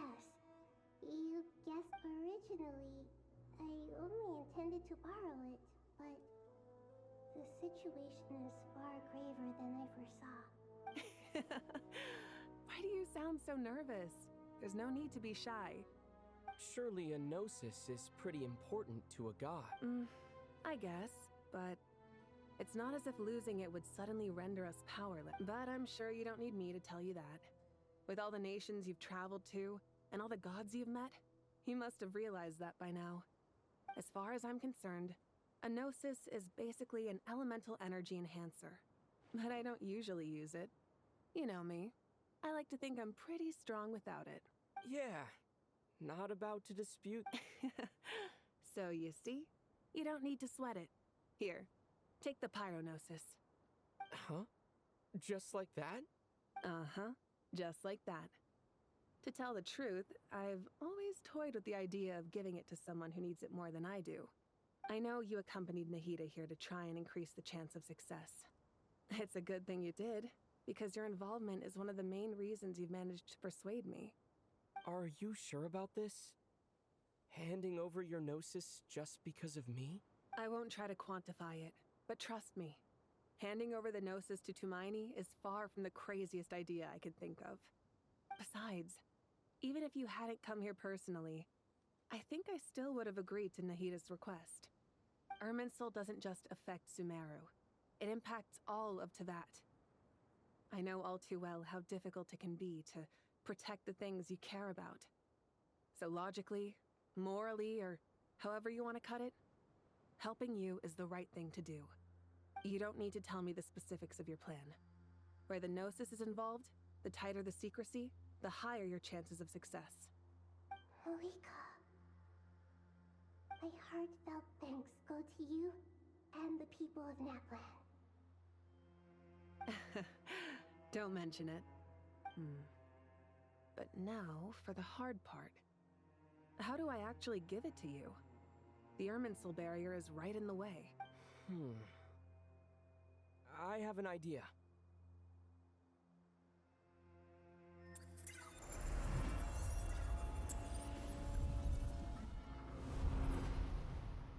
Just as I thought. Incredible. What did you do? Just made a lucky guess. This seems to happen quite a lot. Things that apply to everyone else don't seem to apply to me. I figured the same might be true here. Irmинsul usually produces effects based on the records it holds. Since the Traveler is a descender, Irmинsul contains no records of him, and thus has no way to impede him.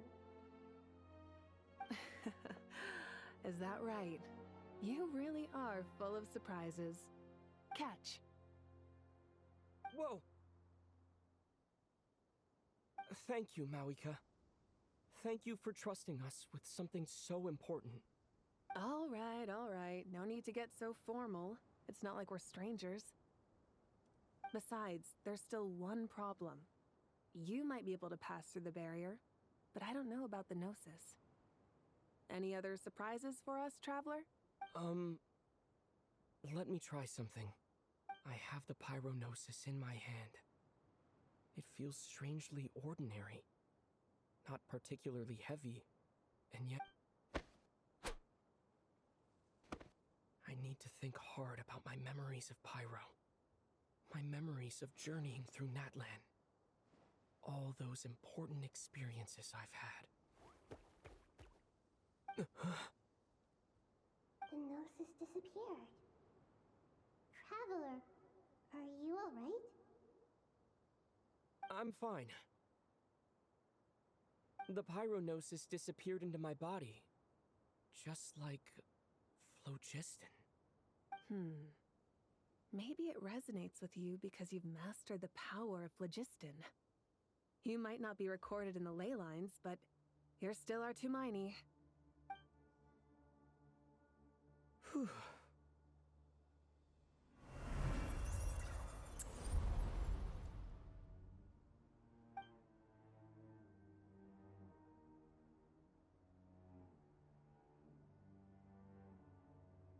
Please allow me to express my gratitude once again, Malika. Pleasure. Well, I've given you all the help I can. The rest is up to you. Good luck. We won't let you down. Yeah, we aren't about to lose.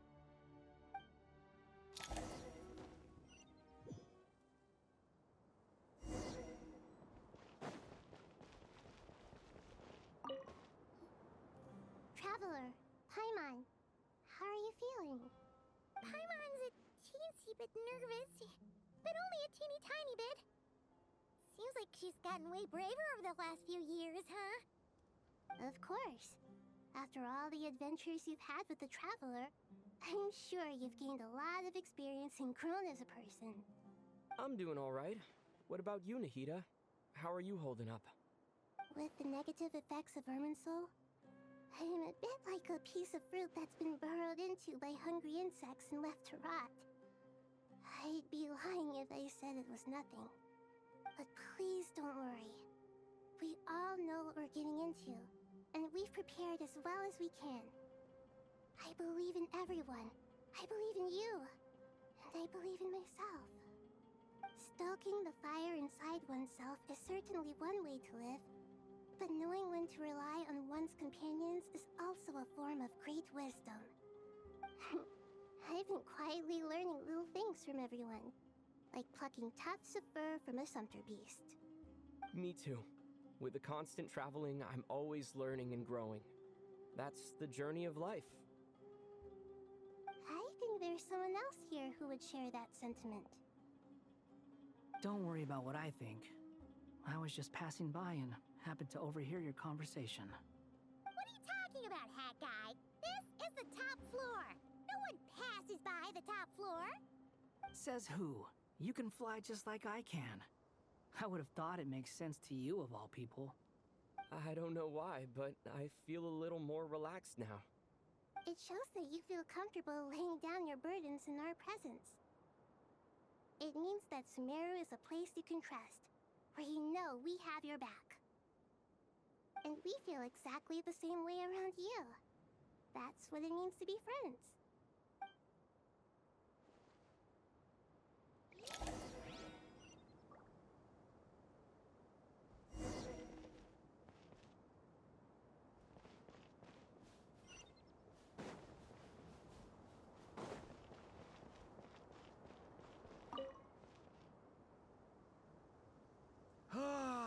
It's finally done. Ugh, but I have a nagging feeling that there's...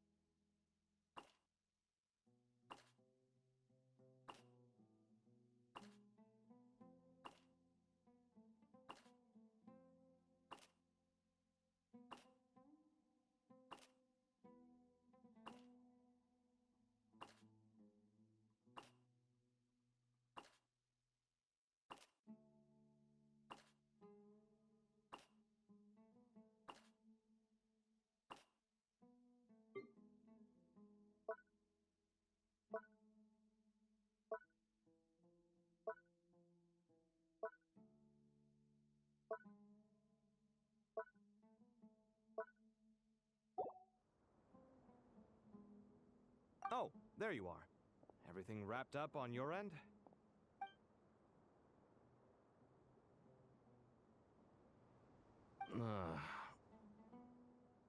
Okay, fair enough. That was a pointless question. We were working in tandem, after all. You must really be exhausted. Well, it's been a busy day for both of us. When work ends, you clock out. No looking back. Yeah, we're definitely due a break. Probably a little late to start drinking now, though. I'll stick with water. Here, this one's for you. Thanks. You want a bite to eat? I can grab us something. Or wait, I think there's a stove nearby. Let me take a look. Are you nervous? A little, yeah. Unlike you, it seems. How are you not feeling at all nervous? Because everything that happens next is beyond my individual control. I don't worry about things I cannot influence. What do you mean, cannot influence? You're the one who came up with half of the strategies we ended up using. There's only so much I can do. I was only doing my duty. Was it like this last time, too? You mean with Azar and his accomplices? Yes and no. The situation back then was easier to control, but we weren't as prepared as we are this time. So the enemy is stronger, but so are we. I still vividly remember the way you interrogated me in the library after the fact. Where were you when Sumero needed you most? If your memory is so vivid, you might also recall that it was you who came looking for an argument. I came for a conversation! I didn't know it was gonna turn into an argument. What do I think? I think we're certainly better off for it. It's good having me around to help out, huh? Absolutely. As a citizen of Sumero, you displayed a remarkable sense of responsibility in the face of disaster. Certainly feels that way. I just shudder to think how the world would have ended up if we hadn't gotten control of the situation. So, do you think this is what impending disaster looks like? The sky is so clear, and there isn't a whiff of decay or destruction in the air. It's hard to imagine that the fall of humanity could happen on an ordinary day like this. Awful things happen all the time. Sometimes people can stop them, and sometimes they can't. What you and I have done is increase our chances of stopping this one.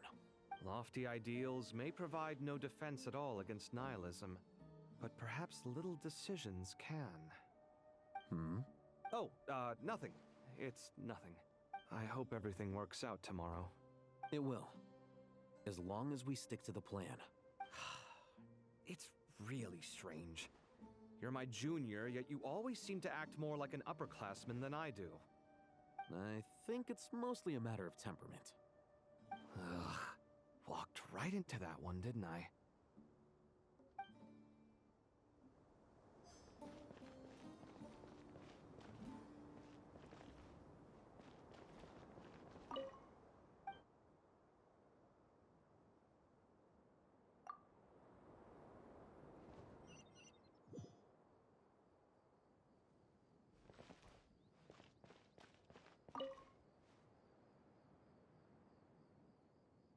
We'll make our move after sunrise tomorrow. Good. Is everything ready? As much as possible. That'll be enough. Don't let the pressure get to you. We'll take things one step at a time. Master Tainari! Mr. Sino! So this is where you were. I brought some juice and some water. Would you like some? I know how easily you get dehydrated in the desert, so you should definitely have some water. I gotta ask, though. Who's on juice-making duty at a time like this? Madame Farazan said she was feeling a little nervous, so I told her about the automatic juicer my friend invented. She took it right off me and started making carton after carton of juice. A juicer? Did Sucrose send that to you? Yeah. I hadn't had the chance to try it out before this incident occurred, but I couldn't bear to leave it behind in Gandharvaville. The juice is very sweet. I think so too. Colleae, how are you feeling? Physically, I'm okay, but it just still feels strange to me. Why would a great power like this come to someone like me? I know the feeling well. That same question ran through my mind every day as a kid. At least now, you have someone who can relate to you. All the more reason that you should apply for Spontamod. Tainari fiercely opposes the idea, though. Those two things are completely unrelated. What are we all chatting about, Would anyone like any juice? Oh, you have some already. I had some earlier, ma'am. Maybe give the extra to someone else? Very well, very well. I shall be off then. There's this enormous power, and then there's little old you. You feel like there's no connection between the two. And that sense of dissonance is difficult to get used to. Yeah. But after all this time, I can't believe this stuff still gets to me sometimes. Colleae, just because we normally keep the conversation light doesn't mean we can't discuss deeper issues. I don't think it's childish at all. You were the victim of a terrible crime. It's normal to struggle with the fallout from it. You have absolutely nothing to be ashamed of. My professor once told me that no incident can be considered truly resolved until the victim says it's over. Your rage and your pain are completely justified. Thanks. Miss Nicole said that the same god remains which were once used to inflict so much pain upon me have now become a weapon with which I can protect everyone. Every innocent person who's been hurt needs time to realize that it wasn't their fault. But it's all about to be over. Tomorrow, it ends for good. I don't know if you've noticed, but you rarely stumble over your words anymore, and your outlook has become much more positive. It's a big change from how you used to be. And since this isn't over, you can settle the matter on your own terms. It's time you seized back control. I believe in you. Yeah. Sumero is my home. And it's so important to me. I have to protect it. No. And once you're done, how about you come back and apply for Spontamod? Stop it with the sales pitch, would you? Hey, excuse me. There are still 3 unclaimed cups of juice here. Why don't you take one each? Ugh, my arms are getting sore from carrying them around everywhere. Madame Farazan, why are you... Here, let me take them off your hands. Thank you, Madame Farazan. Drink up and enjoy my handiwork. I think I'm going to make something else now instead. Please, try to relax, Madame Farazan. Your nerves are starting to get the better of you. I know, I know.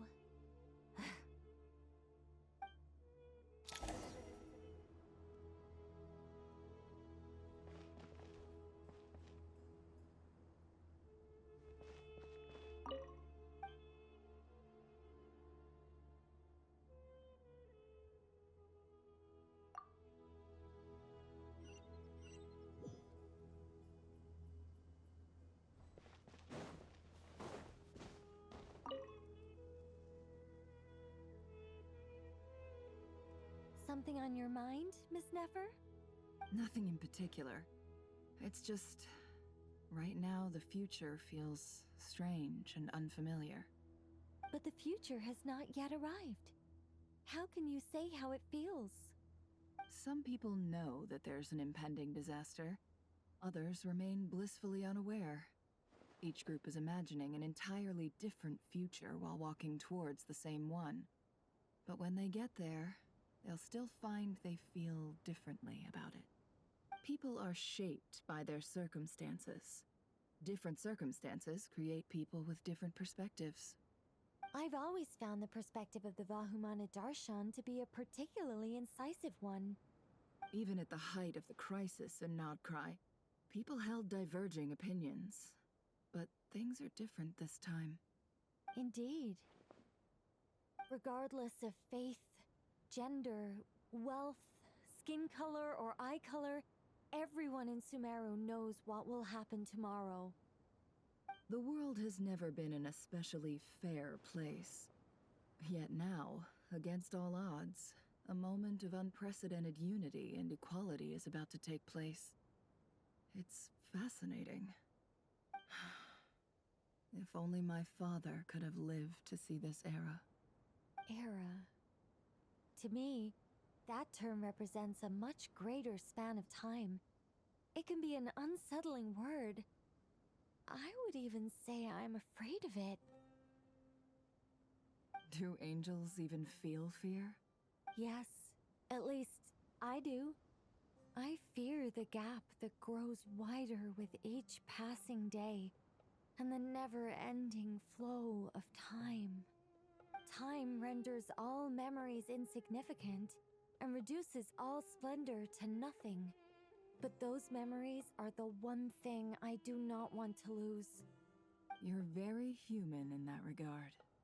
If angels draw too close to humanity, our wings burn away in the bright flame of awareness, and we fall to the earth. After spending so long among humans, I have lost much of my former glory. Maybe that's a good thing. You're more human than some humans are. I've been talking to Collei a lot in recent days. We seem to be in completely opposite situations. I suppose that makes us good case studies for comparison. Case studies for who? Myself, I suppose. After comparing the two of us, I suddenly discovered that I desired more than before. It was a gentle, pleasant sensation. Just as most people pursue glory and miracles, I too am pursuing miracles of my own. Guiding humans to make the miracles in their hearts a reality. That is my miracle. It doesn't sound so bad, does it?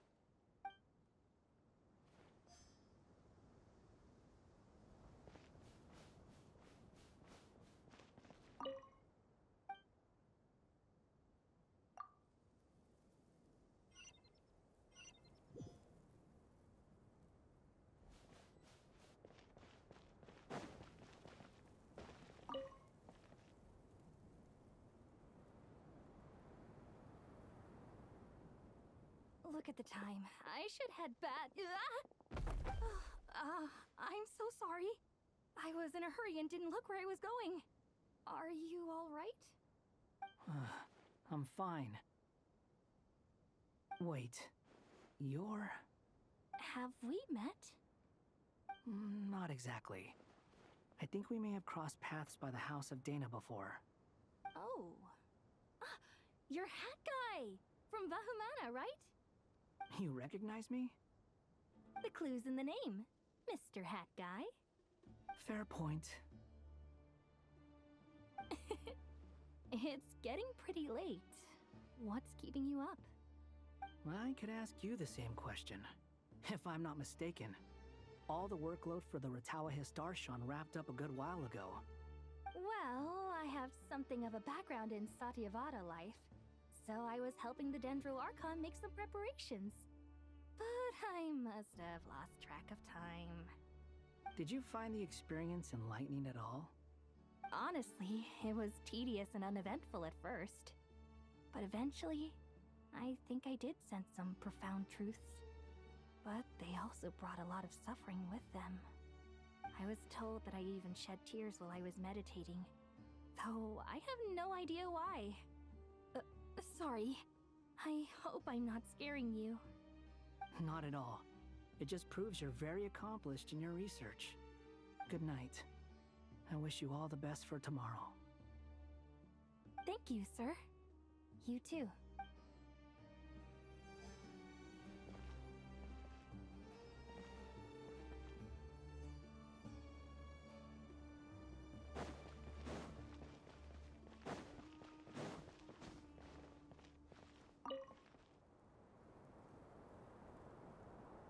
Too bad we've got a fight tomorrow. I could really do with a stiff drink. Let us pray instead. Prayer. How nostalgic. Lord Sangama Bay. Came to get some fresh air too, did ya? That's right. Actually, I was hoping I might run into you, Dia. I wanted to let you know that I've stocked up on that perfume you said you were so fond of. No, really? I'll take 2. Any chance of a friends and family discount? I knew you'd ask that. And I'm afraid to say that... Surprise! It's free of charge. That's very generous of you, Lord Sangama Bay. Does this mean you've made a fortune in Notcry? Nope. Turns out, it's not that easy to turn a profit there. I even ran some assorted losses. But anyway, that has nothing to do with why I wanted to give you and Dia a small gift. Remember that merchant caravan you two rescued in the desert last month? That was transporting my goods! No way! I had no idea that was your shipment. Explains the, eclectic mix of goods, though. Lord Sangama Bay's investment in the desert and generous stockpiling of goods has helped many people over the years. The shelters you funded especially have made life a little easier for the children and the elderly. Wait, how did you know about that? Oh, I see. Nefer told you, didn't she? That pesky lady. Aren't intel brokers at least supposed to charge for divulging people's secrets? She and Candace go way back. It's normal for close friends to share things you wouldn't tell to everyone else. Sure, but why did they have to be things about me? That's how Nefer shows that she cares. She wishes for all of us to know what a generous person you truly are.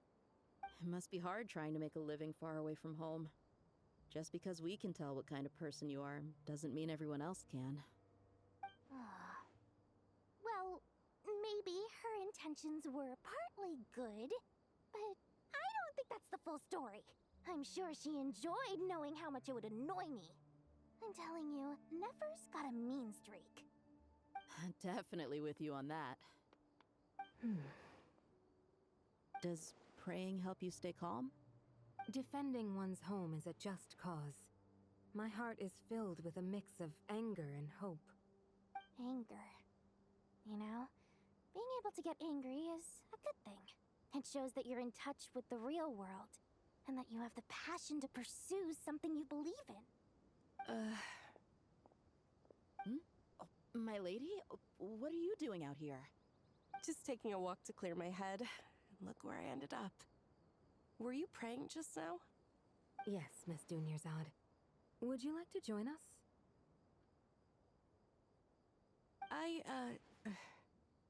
Come on, it's fine. She won't mind who you pray to. Oh, then sure.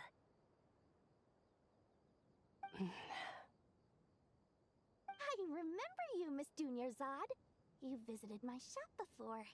If I recall correctly, the god you worship is the Dendro Archon, correct? That's right.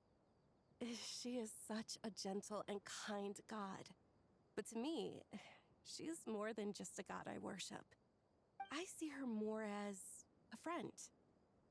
And so do many others. She's not some almighty god who reigns on high, but a genuine friend.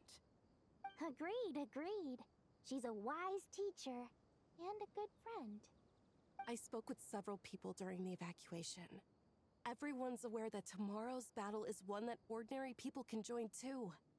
A battle to fight for our friends and our homeland. Oh, it makes me glad. I can finally do something for those who protected me. You've grown so much since we first met. Oh, a compliment? Ooh, more please. Thank you. My lady, you've always been a remarkably strong and ambitious person. It's indisputable. And that's not just a compliment. It's a statement of fact. What are you praying for? Our beliefs may not be entirely the same, but we both wish for the same thing. I pray that everyone will rise to the challenges ahead and return safe and sound. I pray for the safe return of all my companions.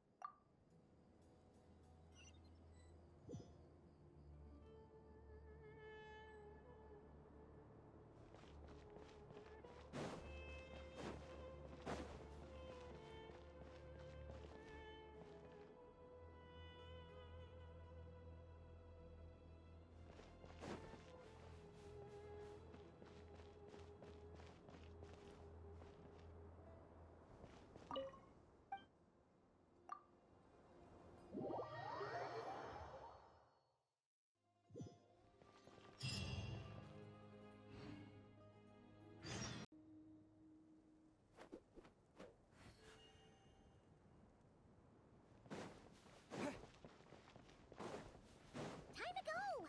Let's meet the others at the mausoleum of King Deshret.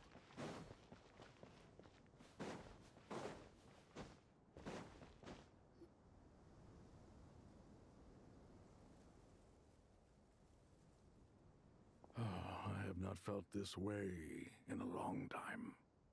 Standing up high, gazing out at the rolling dunes. One cannot know what freedom truly means without first losing it. The golden slumber truly lives up to its name as a dreamland. Though desert sands exist there too, no mirage, no matter how glorious, can compare to true beauty. Dendro Archon, what is on your mind? I was wondering whose counsel I should seek on the questions in my heart. What kind of questions? So many. More than can be put into words. As I once said to a friend, we look, we see, and we comprehend. But the question still troubles us. What are the many disasters that this world faces, but the sum of all irresolvable questions? The biggest question you should be asking is how to seize victory. Yes. Although, I would express it differently. I must not fail. And so the question I am most curious about now is whether the path to victory will be an arduous one. What we declare to be a young sapling, we may, in fact, find to be a towering tree, if we would only cast aside our ignorance and look beyond the veil of time to see her true form. Nahida! We're here! Just in time. My preparations are almost complete. Ready when you are. We're here too. Miss Nicole! Miss Nicole! You run so fast! I thought I'd get a lot of exercise as a forest ranger, but I I can barely keep up with you. Sorry, I got a little carried away. Lesser Lord Kusanali, the equipment is ready, and the modifications to Aru are all complete. As discussed during our meeting, Accessing Irminsul via the Akasha is no longer feasible at this stage. There are other options, it's just... they're a little more extreme, and more technologically demanding to implement. Maybe you should take it from here. The architecture and functionality of the Akasha terminals overlap considerably with Aru. There is reasonable evidence to suggest that one was developed based on the other, or that they both utilize technology of the same origin. As long as the transplant and merge operation succeeds, Aru should theoretically work on a scale greater than the Akasha and approximately equal to Irminsul. It will become the largest active computing device in all of Teyvat. A system this powerful is capable of a lot of different things. In the past, the Akasha was primarily used for one-way information transmission, but I suspect it could also serve as a central bridging hub. In the pursuit of greater knowledge, some scholars have attempted to connect their consciousness to Irminsul through the use of terminals, incense, and... Correct. In academic language, scholars who reach that stage are said to have entered Satyavada life. Hypatia has performed this practice many times in the... Right. And this at least proves that there is a zone within Irminsul that can be connected to. that's right. Providing wisdom to the people is one of the very reasons for Irminsul's existence. In that case, I'll skip to the conclusion then. We need to further modify Aru. Every person? Even the desert folk? Yes, everyone. I've already calculated the amount of raw materials we need. So you mean we're going to get new Akasha terminals? Yes, but this time the people of Sumero won't be using them to acquire knowledge, just to connect to Irminsul. When we evacuated the city, we brought all the important assets from the House of Dana, in case we ended up needing them. Fortunately, this included the Akasha system's main terminal. We've checked all the relevant records, and one thing is certain. Nothing like this has ever been done on this scale before, so... Everyone in Sumero is part of the plan. Whoever controls the people controls the situation. Since this function of Irminsul was introduced, it has only ever been made available to scholars. But by expanding the scale to include all the people of Sumero, all the individual connections will stack up to create a significant load on the system. Under normal circumstances, Irminsul would be able to cope with the additional load. Thus, it might be possible to shut it down completely by...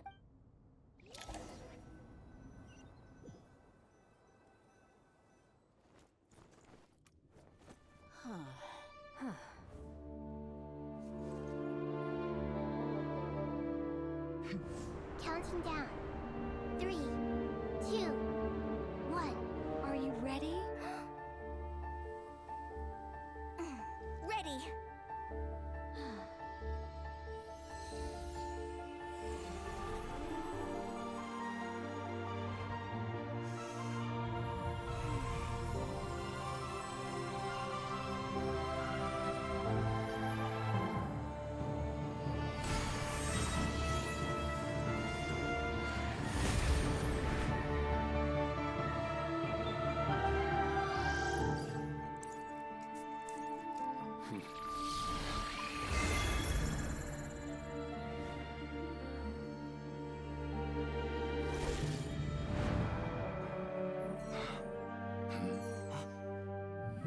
In the past, when people sought knowledge, they turned to the Tree of Wisdom.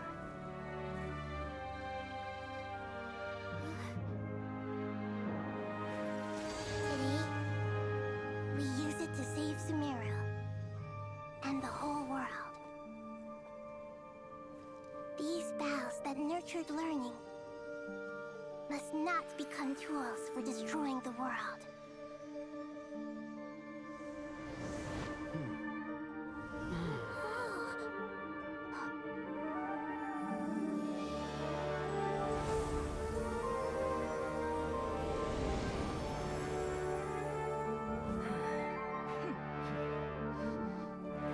Stop. information!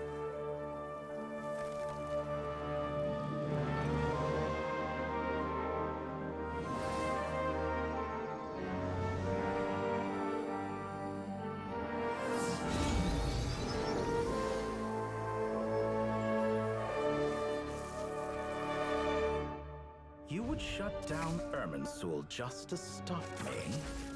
You fools. I have all the time in the world.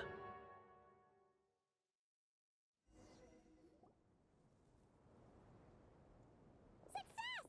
The evil Irminsul tree has stopped growing! Great.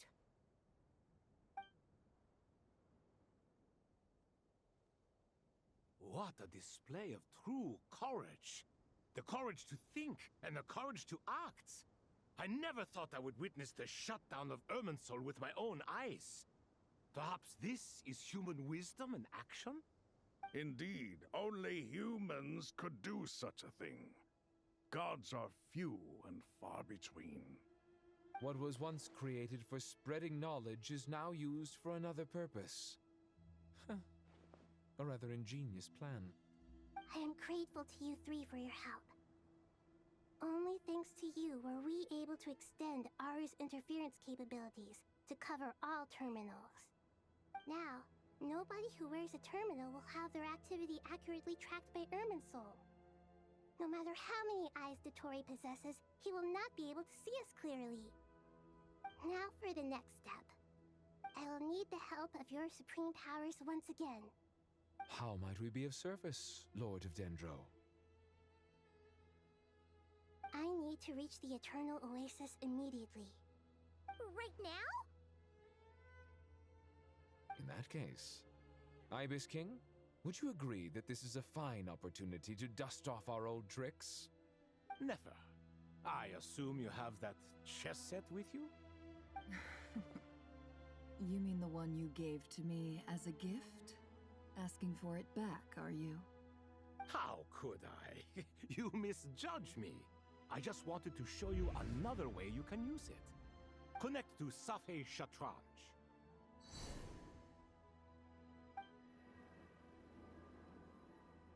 Safhe Shatranj? You mean that place in the desert? Thoth's chess set gains its power from the chessboard laid out in the desert by King Deshret and ourselves.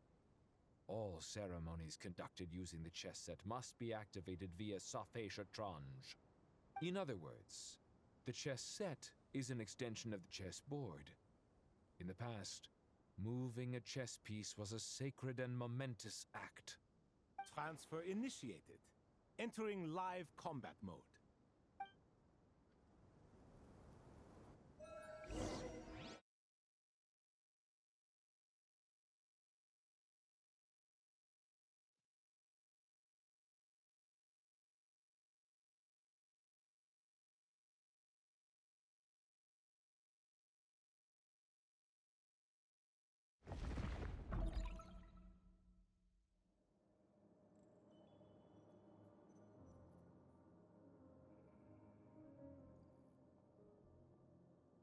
We haven't heard a single word from our spy in the desert. I'm afraid he might have been captured. Never mind. But we spent years turning him.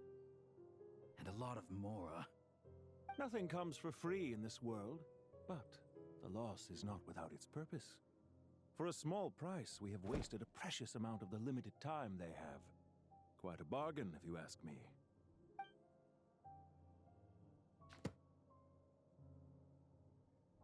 Understood.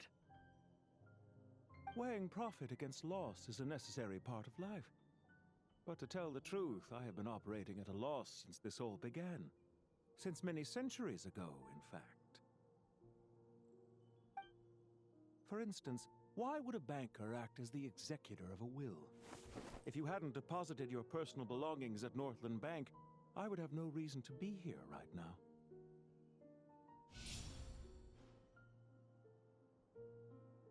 Dotorre, I've placed your final data backup into the ley lines as per our contract.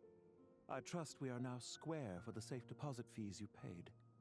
Is it not a little petty to split hairs like this, given our amicable relationship? I consider sound bookkeeping a matter of principle. Do not forget that you only live to see this day thanks to me.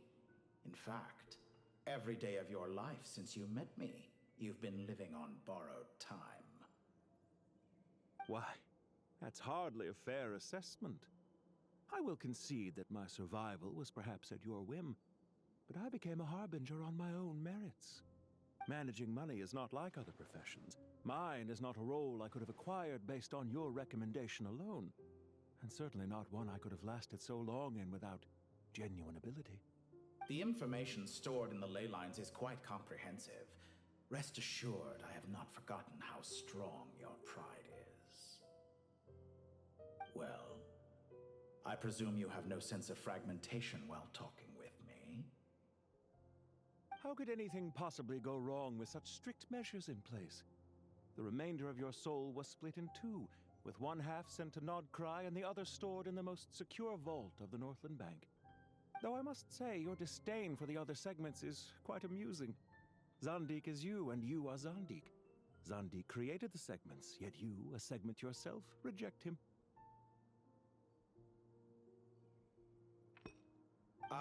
That is, Zandik, created segments of various ages in his later years. To achieve this, he had to freeze time and part with a portion of his soul. But as constructive as it sounds, it erases my uniqueness. If each segment is equally me, then by the same token, none of them are truly me. A soul living forever in the past inevitably holds different views than he did in his later years. The same thing that completes me also restricts me. You too might ask yourself which stage of your life you want to be preserved at. The day your business failed? Or the day you were framed by a gang and sold off to a medical lab as a test subject? We needn't dredge up the past. This undesirable plan was eventually scrapped. Lesser Lord Kusanali was quite right. I needed an opportunity to eliminate myself. And after that, I concluded that there was no more effective plan than directly splitting the soul. Once the soul is transferred out, you will find that creating a physical body is far simpler than creating a puppet. The other half of your soul suffered a crushing defeat in Nodcry, you know. And yet in the process, I obtained the information I always wanted, did I not? Because now we finally know where the best testing ground truly lies. I once thought your ultimate goal was to ascend to godhood. But as it turns out, that was merely one of your experiments. Experiments take many forms. Most people are too eager for success, too fixated on the end goal. They forget that the experimental process itself is just as important. A suspiciously vacant seat, a new face. I trust you can put two and two together. The reason it doesn't exist is because someone tampered with the record. What can I say? After all your efforts, you really did uncover the world's secrets. So, is the new world you promised a lie? No, it never was. I am glad to be able to control Irminsul from within. Now I shall attempt to create a new world inside the existing one. Almost everyone faces the prospect of death, but not a single person has ever been able to experiment unrestrained in the afterlife through sheer force of will. I am the only one to have overcome this enormous challenge. Would I not be letting the world down if I didn't make the most of the opportunity to experiment? Clearly, the dividing of your soul did not affect the magnitude of your ego. Out of all the versions of you that have ever existed, this you is the most insane and the most radical. Is that why you chose to work with me? Which was it then? My insanity? Or my radicalism? Could I call myself a venture capitalist without a suitably ambitious plan to invest in? Yours happen to fit the bill quite perfectly. Well then, I must say, while I am surprised enough that you showed up at all, what surprises me more is that you chose to present yourself as my former subordinate, and not as the banker Pantalone. Why make things harder than they need to be? Exposing my true identity in a situation like this would only serve to destroy diplomatic relations between Snezhnaya and Sumero. I daren't imagine the consequences. Showing up in the name of the original antagonist gives you the recognition you rightly deserve, while also being sensitive to Snezhnaya's predicament. It was an easy win. As for why I'm here, if you're suggesting that your credit is in the negative, I won't argue with that. Many people say that about you. I'd argue that a significant factor in your willingness to cooperate is the fact that you have but a few years of life left after my death.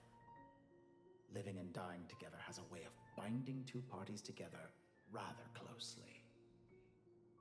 Is it not true that a relationship should be judged by both the positive and negative returns it yields? So some of what I said actually made it into your head after all. It's true that I hope you don't die too soon, but don't you find that a strange thing for me to say?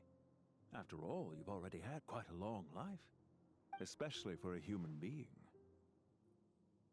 Let's not pretend that you're any more innocent than I am. Are we not the same in this regard?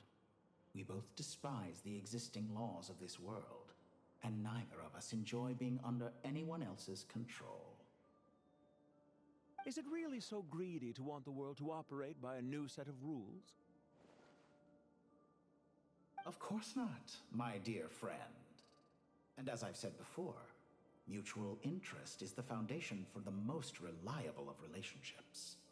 You can attest to that. I just hope there never comes a day when I have to work too hard to prove that. Regreater, sir. People have been spotted approaching Sumeru City. How strange. Despite your access to Irminsulem's data, it appears the soldiers noticed before you did. They must have found a workaround. Well, Dotorre, I trust you know what this means. The fact is... They're coming. They'll breach the city gates any moment now.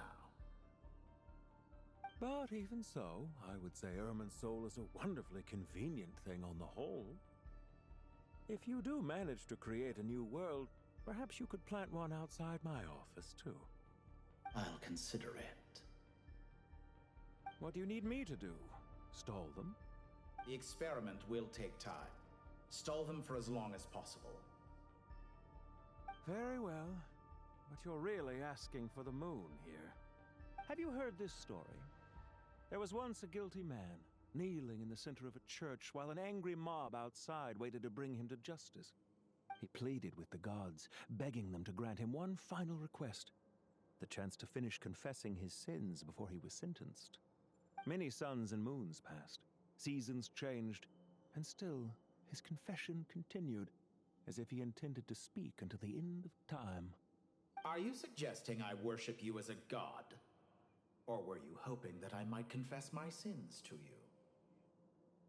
Certainly not the latter. That would make my life miserable indeed. For someone who despises them so, you never seem to have any objections to me creating or becoming one. At first, I thought you'd be furious. Concerned I would terminate our partnership, were you? Not at all. You had reasons why our partnership must continue. Don't you find people's attitudes toward gods amusing? A god descends from the heavens and people worship it unreservedly, blindly following whatever rules are given to them. And yet, when they see an ordinary person gain godlike levels of power by virtue of their own hard work, they treat him with nothing but suspicion, even if he is a compatriot. Is that supposed to be a compliment? No. I was just thinking. I pity the man who would call you a compatriot. There's no need to be so self-critical. I know it's a little late in the day to be asking this, but how have you been keeping? I'm flattered that you would take the time out of your busy schedule to consider my well-being, Doctor. The part of your soul that went to Nodcry caused quite a stir, sending our organization back to the drawing board on numerous fronts. It was quite a headache for everyone involved. Dear me, I must have caused you no end of trouble. You certainly did. I had the rare honor of being summoned before the Tsaritsa with Pulcinella to answer for myself. A terrifying ordeal. Don't worry, I pulled through. At most, it's a public relations nightmare. I made sure of that. Now I'm curious. How did you explain yourself? Oh, it was quite simple. I just pinned the blame on someone who wasn't there to defend himself. I could hardly be expected to defy the demands of someone as insistent as the Second Harbinger, now could I? How you slander me. You know full well that I am perfectly amenable to reason. There's no question that you are partly to blame for the ruin of my reputation over the years. Do you have anything lined up for when this is all over? Hard to say. Field work always takes quite a toll on me, as you know. Once I'm back at Snezhnaya, I'll start with a well-earned cigarette. Why are you so eager to ruin your lungs after I went to the trouble of replacing them for you? If you have an issue with it, feel free to try to stop me.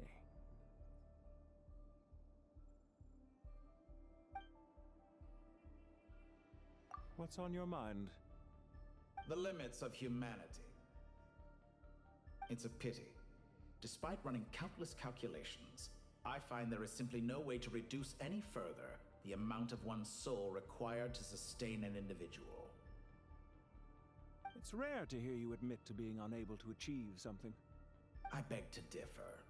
For instance, as I've told you before, the original me was prone to motion sickness and couldn't make long train rides. Ah, yes, of course. One of the reasons you often sent yourself out on errands. What are you thinking about now? A new experiment. In the event that my soul was depleted, say we extracted my data from someone else's memories, yours for instance, and then combined it with your intact soul as the base material, what would we create? Such a scenario would be impossible. Oh? As long as your current soul survives, there will be no need to create a new individual. Don't forget, you were the one who approved of the present situation wherein only one Dotorre remains. And if you ceased to exist, who would be capable of performing this experiment?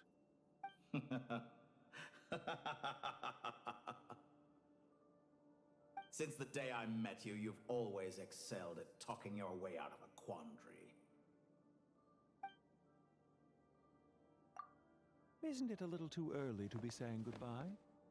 Not that I wish to keep you from your business, of course. Very well. Let's leave the conversation there for now.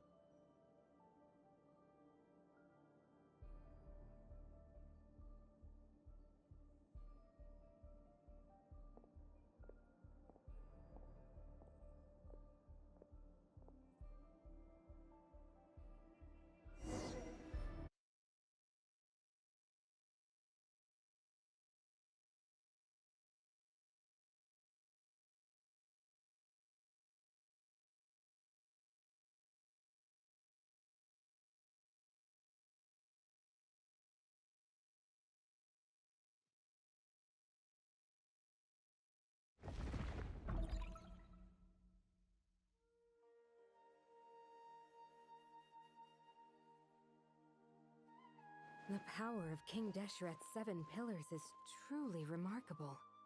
With just a chessboard, you can move an entire unit across the material plane. Yeah, sets us up for a much easier fight. Really makes my day. The last time we stormed the city, it involved a lot more running around. I wonder how many people can say they stormed a city twice in their lifetime. I was just thinking that. I've definitely had more than my fair share of unusual experiences in my life. This is my first time here, actually. We never usually leave Gandharvaville. I hope this will be my last time. Does everyone have to chime in? Can't we just fight? What an amusing comment, my dear lady. Yet humans often alleviate tension via small talk, do they not? Whoa! Why is Candace's shield talking? Because the image on her shield is one of me. And I, of course, can appear wherever I wish to. Well, la-dee-da. Isn't that fancy? Could I get... You wish for your gauntlet to speak? Why, certainly. Ahem. I think you'll find that it is I whose image is carved hereupon. Thanks. Definitely feel stronger now. You're welcome, my lady. I am glad to lend you my power. Sino, what's the situation? There are troops stationed at every entrance, as we expected. Everyone, stick to the plan. We'll take the main entrance. You head for the House of Dana's side door. Move out.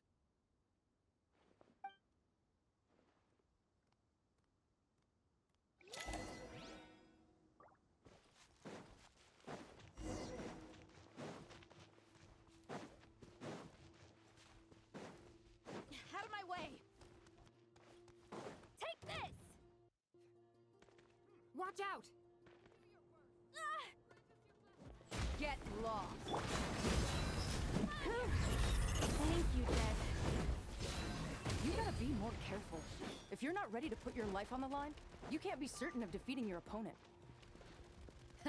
She's right. Keep your wits about you, Rana.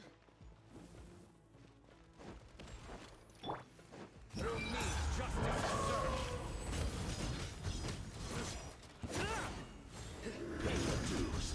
You stay condemned.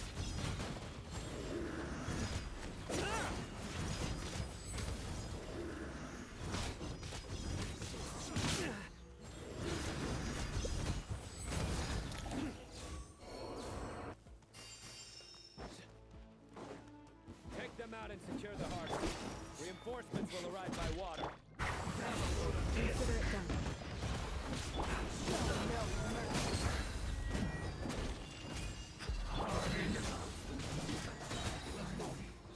Your sins weigh upon your soul.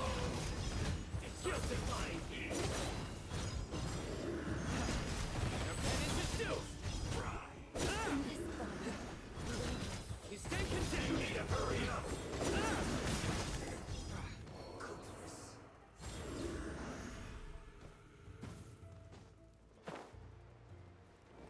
Pay your dues. Dead meat!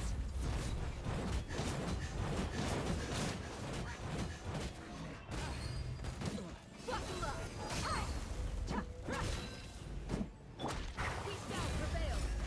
Yield! Sewer run. Through me, justice is served. So quiet. Use the force. You stay condemned. Grant us your blessing! Look alive!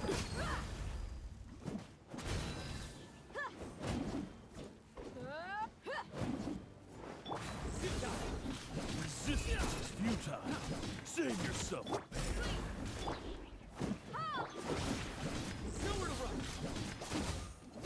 Intel. Send.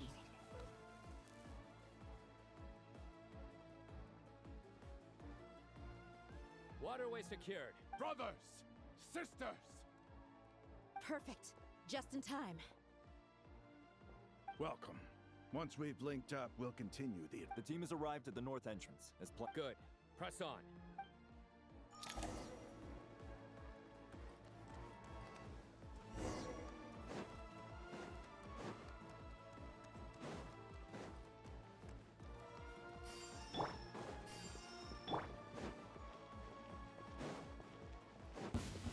There you are, straggler. Yield! Bust off!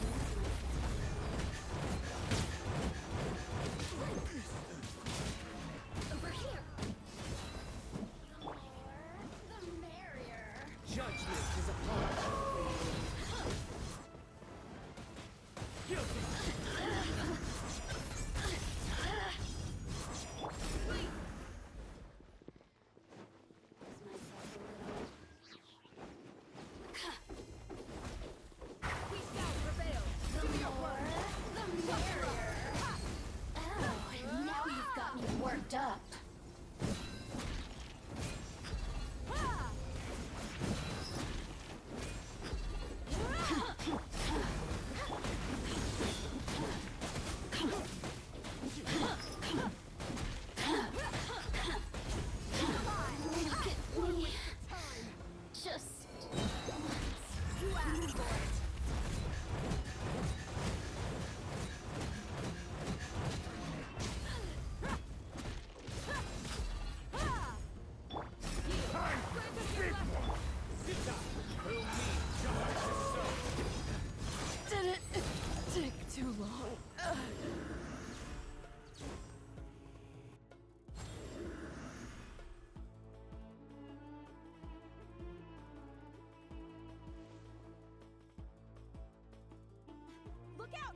Finally. We need to hurry. Take the middle road now. Mahamatra Sino, area clear. Don't relax just yet. More Fatui approaching from the right.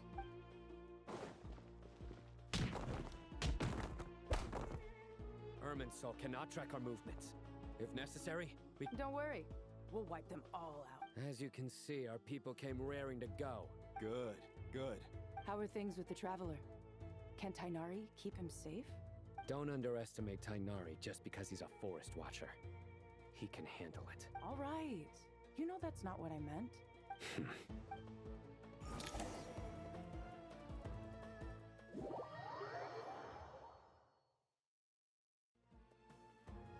Sino and the reinforcements have drawn the Fatui's fire away.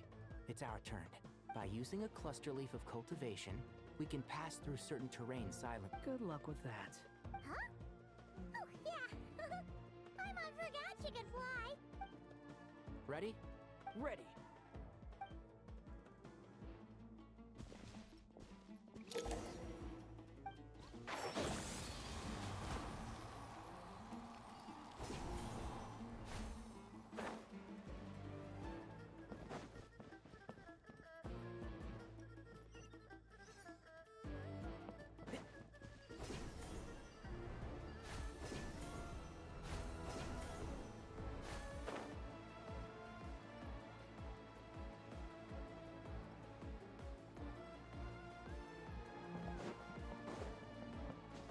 Keep up.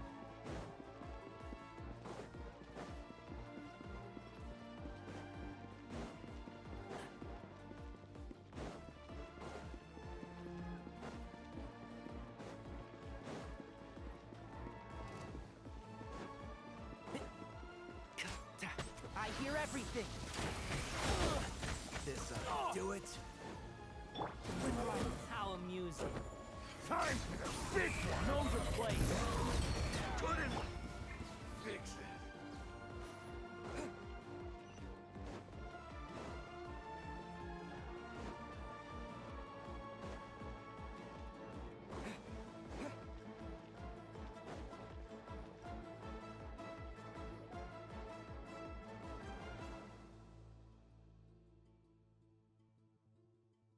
Fatui soldiers.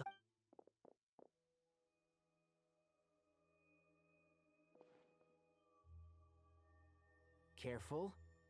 Prepare for battle. Hey!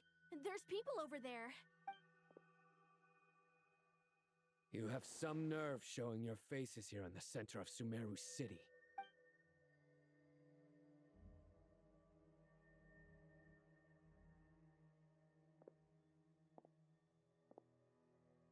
You're right on schedule. Well, this guy sure as heck isn't your average Fatui sergeant. They've stationed quite a few people nearby. It definitely looks like they were waiting for us. Everything about this guy feels too deliberate.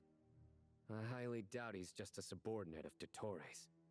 And he's no mere sergeant. Whatever it... So you've been waiting for us. But it looks like you're geared up for a conversation. Very clever, General Mahamatra Sino. I know you're the one in charge of this siege, and I look forward to making a deal with you.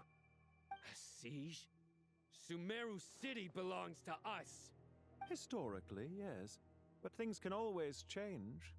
We have quite a sizable force with us, you know. For instance... There's a Fatui ambush at the north gate.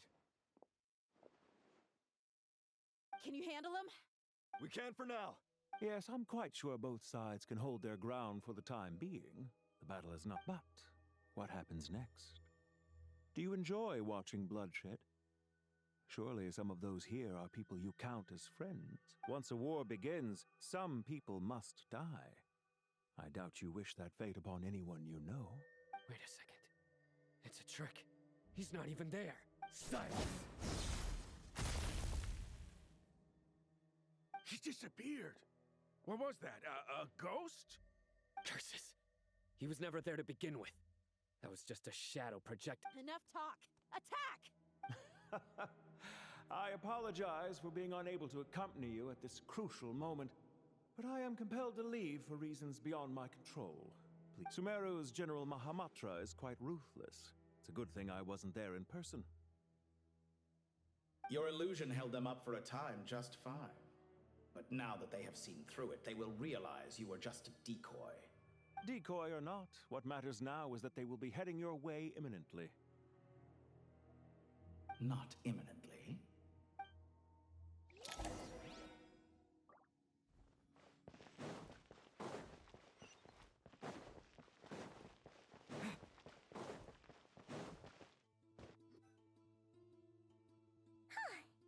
This is far enough. Tainari, you go help Sino. Are you sure you don't need me to stand guard? No need. Once the connection is established, we'll disappear. All right. Goodbye for now, then.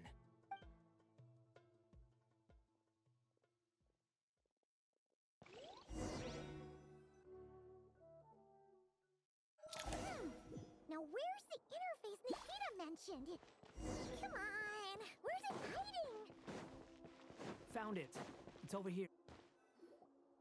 We can connect to the inside of Irmинsul through the Sanctuary of Surasthana's built-in security system. You should be pretty familiar with the process. Is it the same route as last time? For the most part. We don't need to adjust any of the parameters. Then I should be fine. And Paimon? Once you're both ready, we'll... Wait! The stakes are way higher this time, right? Maybe Paimon should stay outside and help the... Huh? Why are you staring at me like that? It's nothing.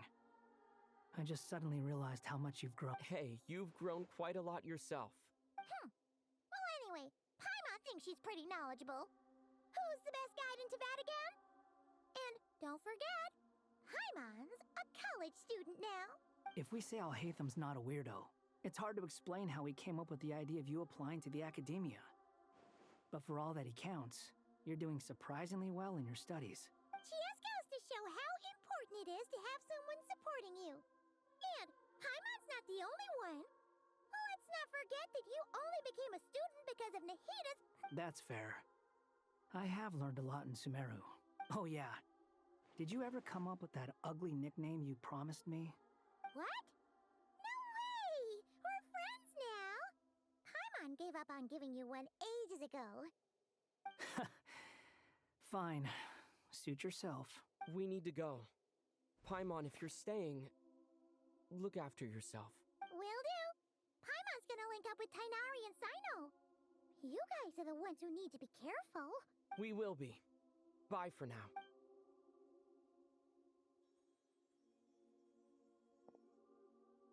Initiating connection.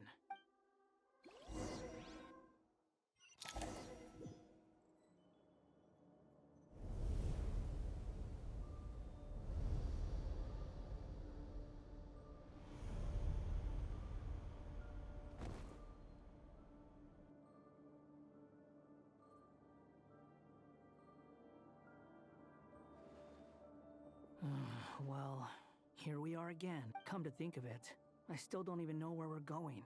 Thanks to our terminals, it should be impossible for Irminsul to read. I can... Don't tell me. Only you need to know. That way, whatever happens to me next... Listen to me.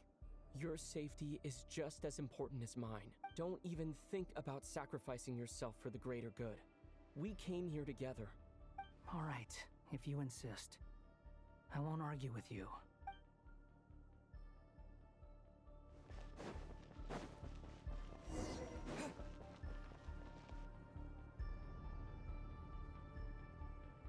This place looks so different from how I remember. It's a complete mess. Like someone's turned the place upside down. Must be Dotore's doing. Either he's searching for some info. It's still changing. He has to know we've entered Irmинсулem. But luckily for us, be on your guard. Don't let him find us. The red parts have probably been corrupted by Dotore's power. Don't touch them, or you might alert him.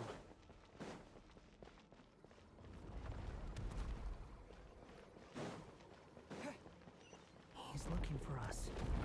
Tread carefully. That wall could be a problem. Fortunately, it looks breakable. Give it a shot.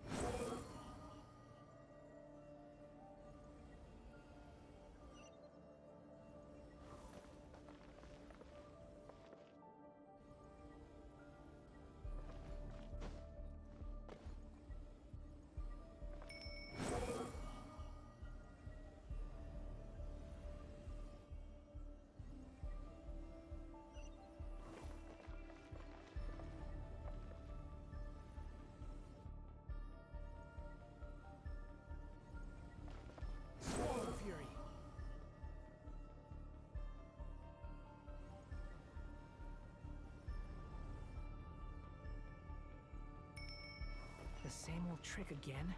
Are you kidding me? Let's handle it just like we did before. This cheap trick isn't gonna stop us.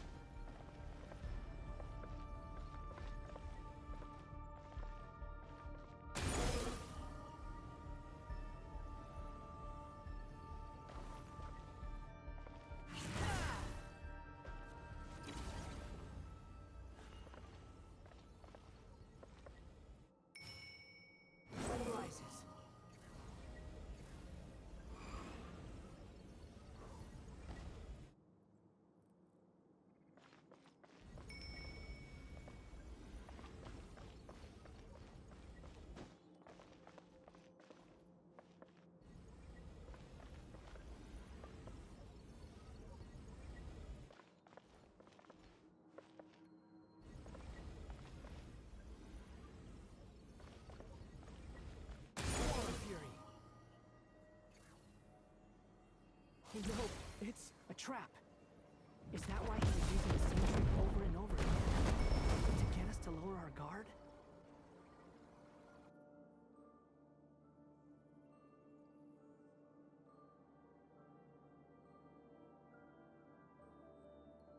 I'm trapped!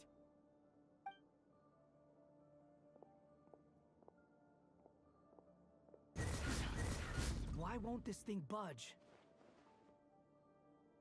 Hello? Nicole, is... Yes, it's me. I'm monitoring your progress from inside the Eternal Oasis. I couldn't see anything at first, but now that you two are inside, I can use your location with support from the It's not the clearest image, but it's better than not being able to... I can't intervene directly, but I can help to guide you out of the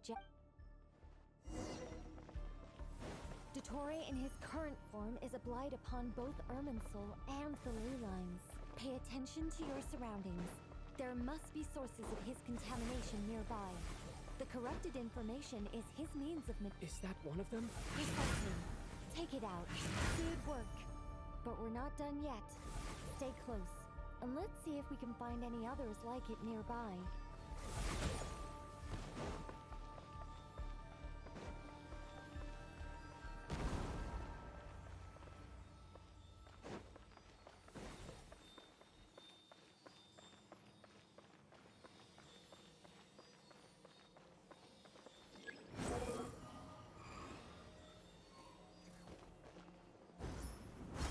This must be another one.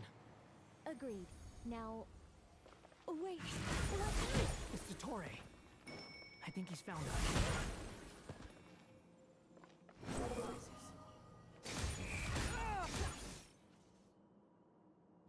The seal is broken. Quick, get out of there. Too slow. Too slow. And where exactly do you think you can run to? Wait, what is that? Pursuers. That's gotta be it. Run! Don't let that thing touch you. Dodge that attack.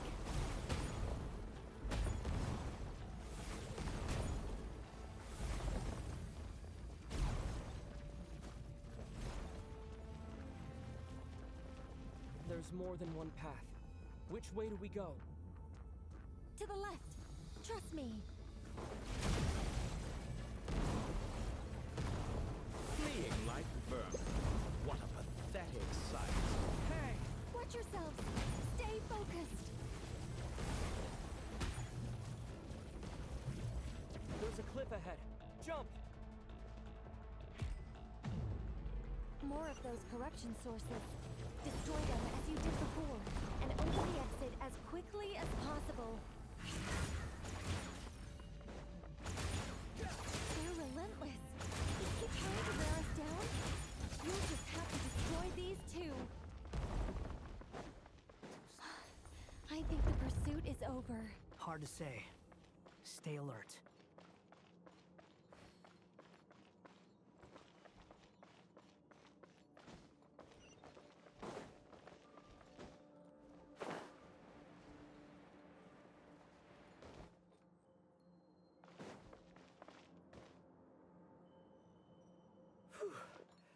I think we've made it to relative safety.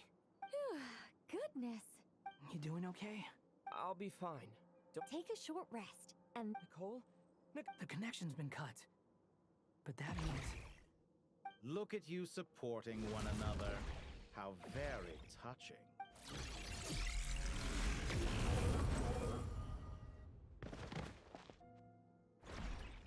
Dotorre! Took you long enough to find us. You're more useless than I thought. Oh, really? I think I deserve a little more credit for my methods than that. Rather than hunting you down, I chose to let you roam free. I indulged your presumption that I was unable to track your movements. Fleeing is for animals, but I rather enjoy watching you flee. Some things lose the will to run altogether as soon as you put them in a cage. If that's true, then... Because I wanted to observe you up close, of course. Don't misunderstand me. I'm not here for a fight. Is it so unusual that I wish to greet my old After all, it's been a while. Scaramouche.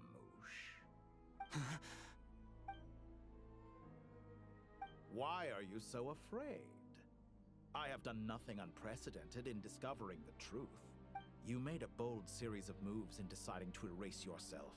And with the power of this great chronicling device called Irmins, once most people form an opinion about someone, it tends to imprison their mind. Yet you managed to erase every trace of your existence. A novel take on death indeed. However, this meant that you stood out to me all the more when I saw you in Nodcry. I didn't even have to go looking for you. For someone in my position, connecting the dots was a trivial affair. It would have been more surprising if I hadn't met... You seem very pleased with yourself for figuring it out. That would hardly be necessary. Besides, let me put your mind at ease. I have no intention whatsoever of restoring any of the records you deleted. For one thing, it would be exceptionally difficult. But more to the point, I doubt that the prospect of losing your current life is all that frightening to you. Because in your case, the cruelest twist of fate is that you'll never again have the chance to make up for any of your mistakes. Dotorre?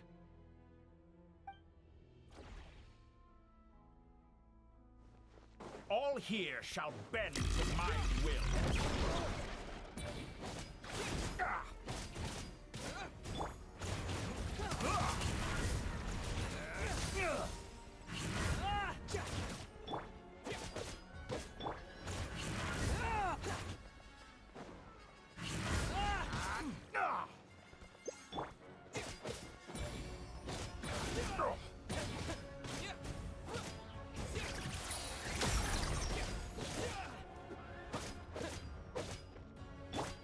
I'm afraid you'll need to do better than that to take me down.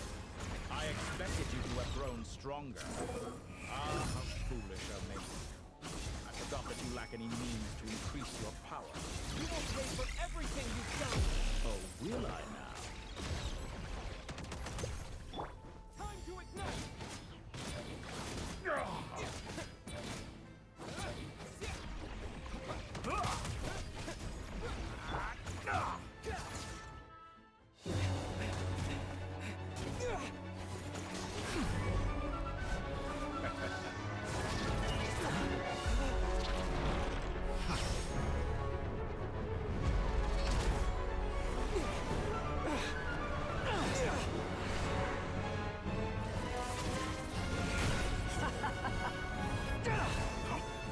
Does the prospect of death amuse you?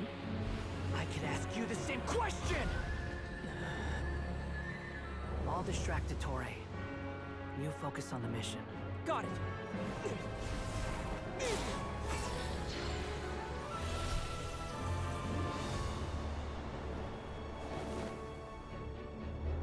For the hopes and dreams of the masses. Open the secret door on this enchanting night. May wisdom's light eradicate ignorance and darkness, and hereby fulfill our ancient vow. Commence data extraction.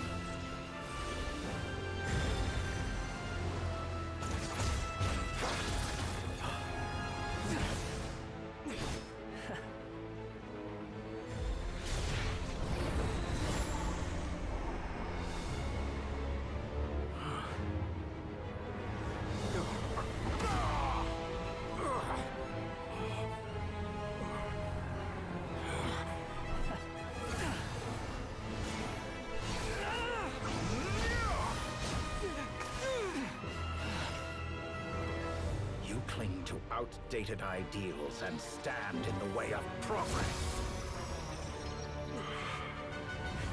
You will pay for interfering with the grandest experiment of all time.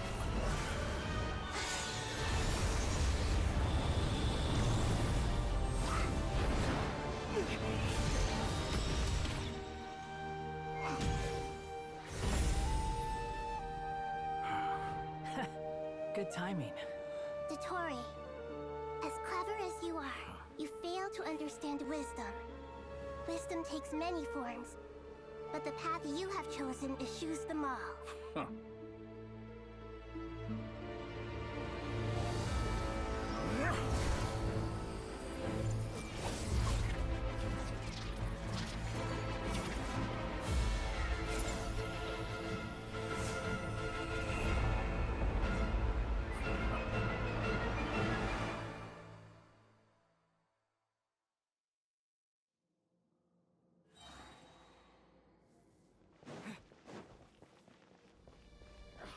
My strength is fading.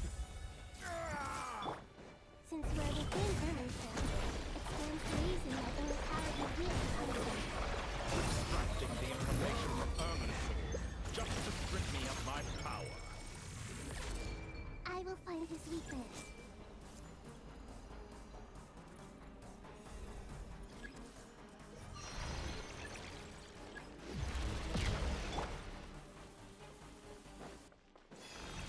Swarm Fury!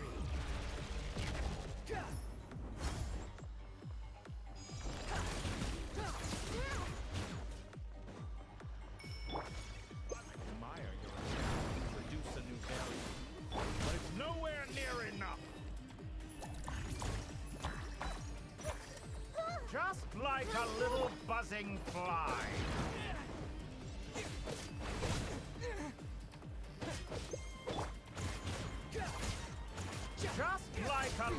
buzzing fly. That's far enough. Just like a little buzzing fly. How amusing. A petty trick. Time to ignite!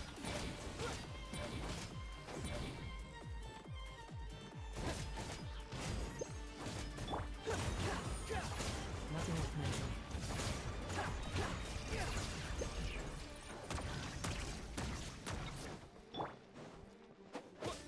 Scorching burn!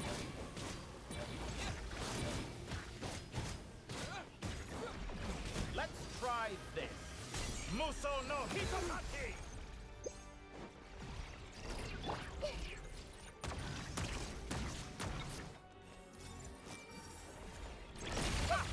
You won't just... You're so close.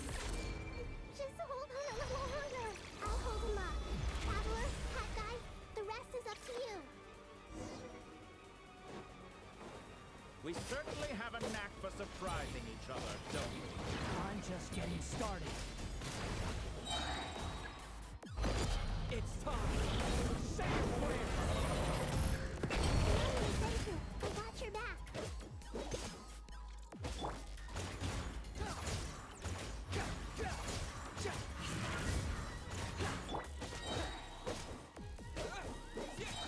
Time to ignite! It's time! Say your prayers!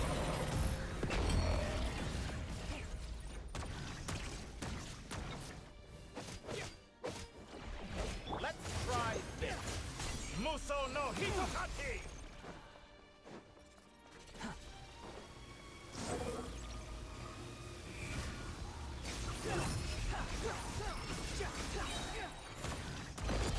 It's time! Say your prayers!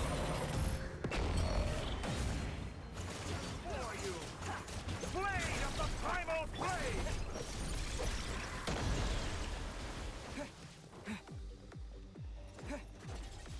Scorching burn! Sun rises. It's time! Say your prayers!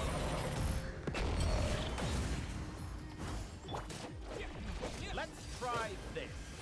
Muso no Hitokaki!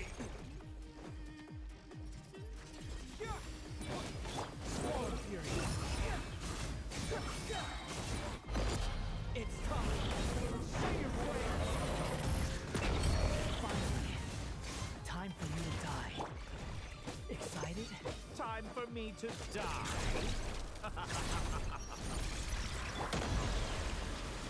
Death was something I feared. The last gasp struggle of a dying man is a pretty pathetic sight. And I know it when I see it. It's time! Say your prayers! Let's try this. Muso no Hitokaki!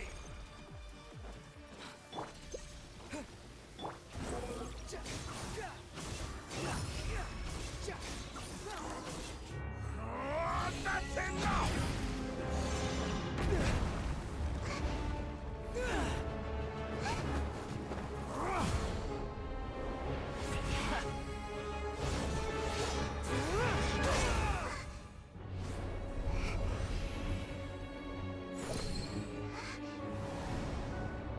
It's all yours.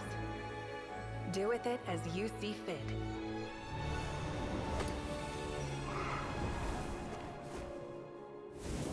Just as you say, this world is home to some archaic things. And as you suppose, you are a formidable opponent. You have long coveted the secrets of wisdom. So now, I will demonstrate true wisdom in action. I invoke my supreme authority as the keeper of Irmensule. Commend me or condemn me. But give your verdict now!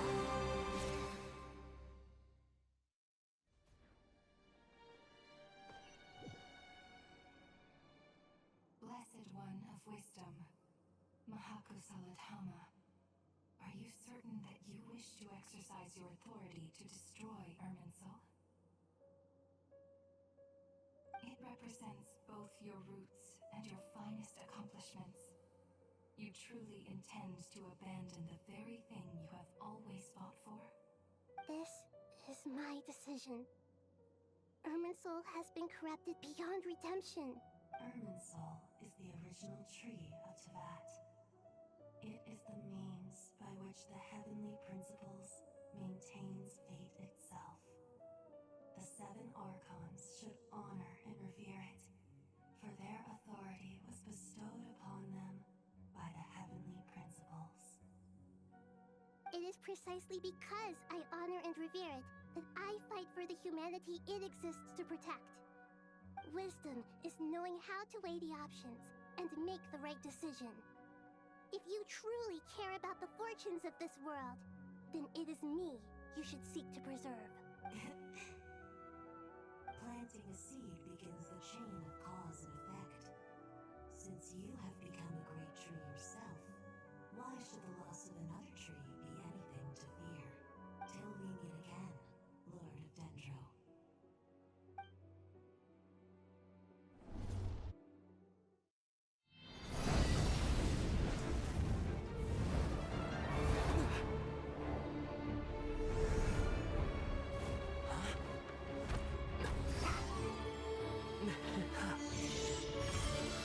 The first flame. The pure, cleansing fire.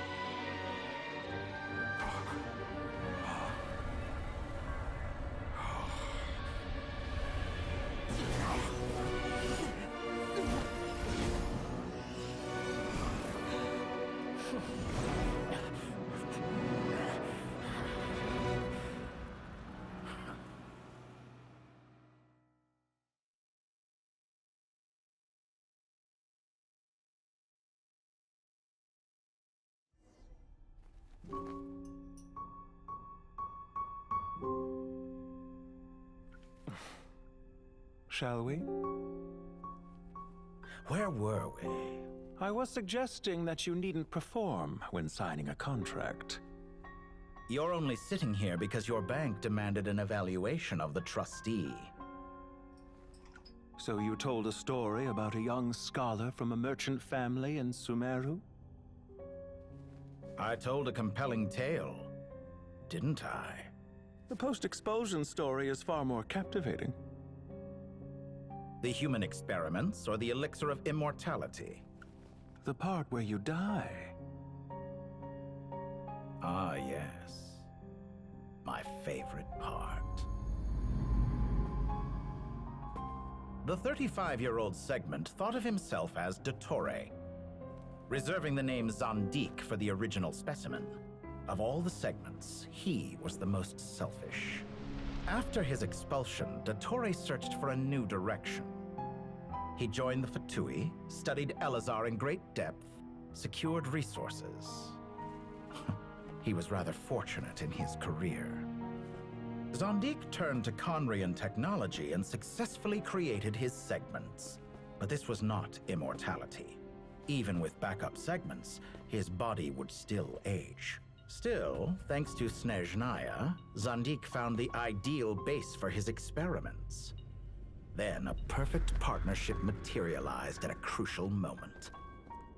The year that both parties realized they needed more time. Fortunately, Zandik succeeded. In a miraculous turn of events, he gained the extra time he needed. I seem to recall it differently. All right, it's true. No matter how much elixir he took, Zandik remained human and continued to age. Then, on the morning he turned 85... Help me up!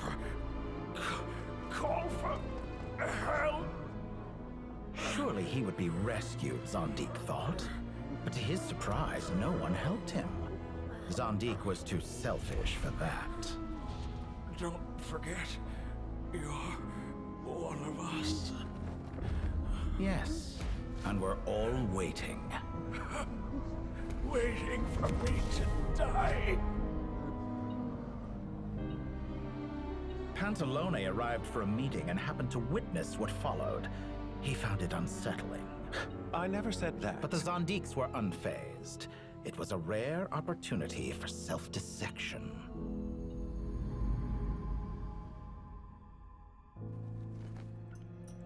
What does all that have to do with you depositing your data at Northland Bank? It has made me cherish my time in this world all the more. Fair enough. So you do have a sense of self-preservation.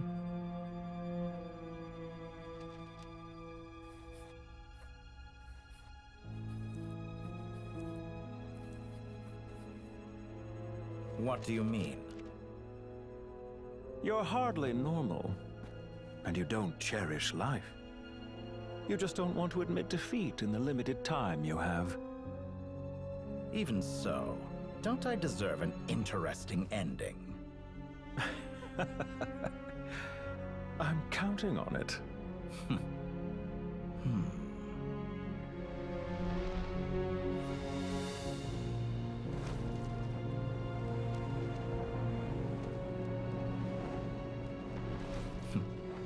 If nothing else, I expect my funeral will be a grand affair indeed.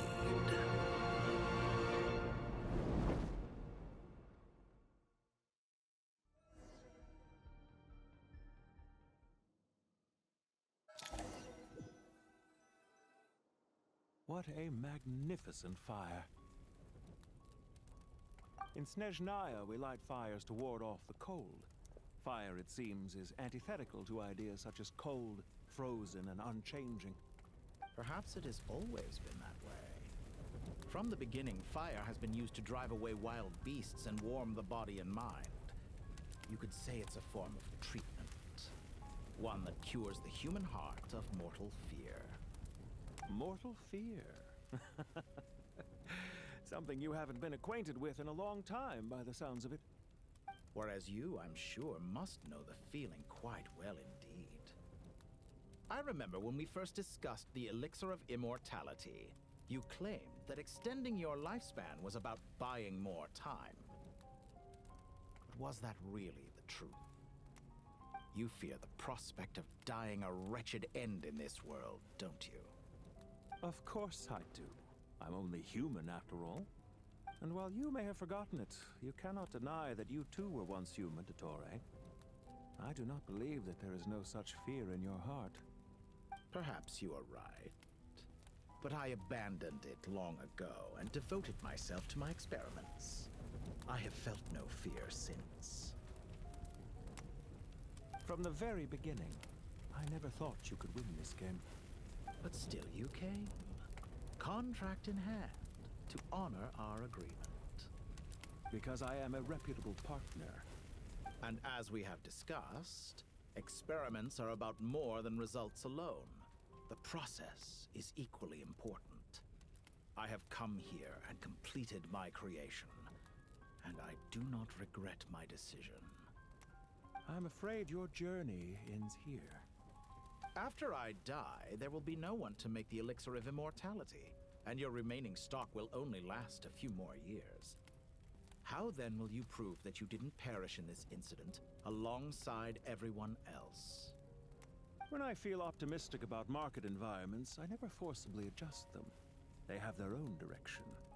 And I myself am one such environment. I have been quite particular about many things in my life. But where the manner of my death is concerned, I choose not to be. You make yourself sound so magnanimous. Oh, but I am. And I hope you will be too. It may have been a long time since anyone told you this, Dotorre, but I recognize that you are a truly rare talent. Ha! I can see it.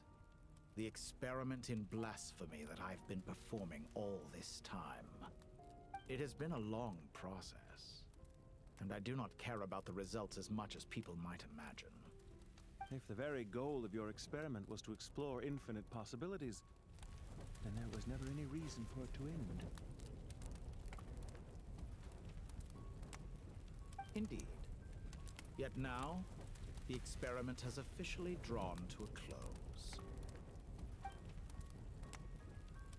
What should I call you? Zandik? Or do you prefer Dotorre? Suit yourself. Goodbye, Feofan. This time, that's what it truly is. And don't I know it? Goodbye, Zandik.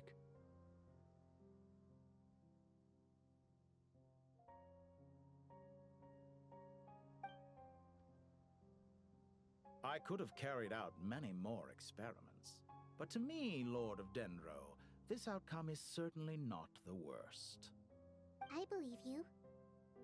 But unfortunately, this is where it all ends for you. This experiment does not belong to you, nor do any of the results. Experiment. It sounds like you're trying to outdo me in my own field. Wisdom is conveying information in terms that people can clearly understand. You know exactly what I mean. Indeed. I can see no further outcomes. Ha. You have a formidable mind, and you are braver than I thought. Setting fire to the very thing your survival depends on. Your previous threat was empty, but this time, it is real. When necessary, wisdom can be as fierce as an inferno. Some of the flames that incinerate you come from within yourself. Perhaps you are right. You see what lies at the bottom of the human heart, and that is your wisdom. Here is where your journey comes to an end.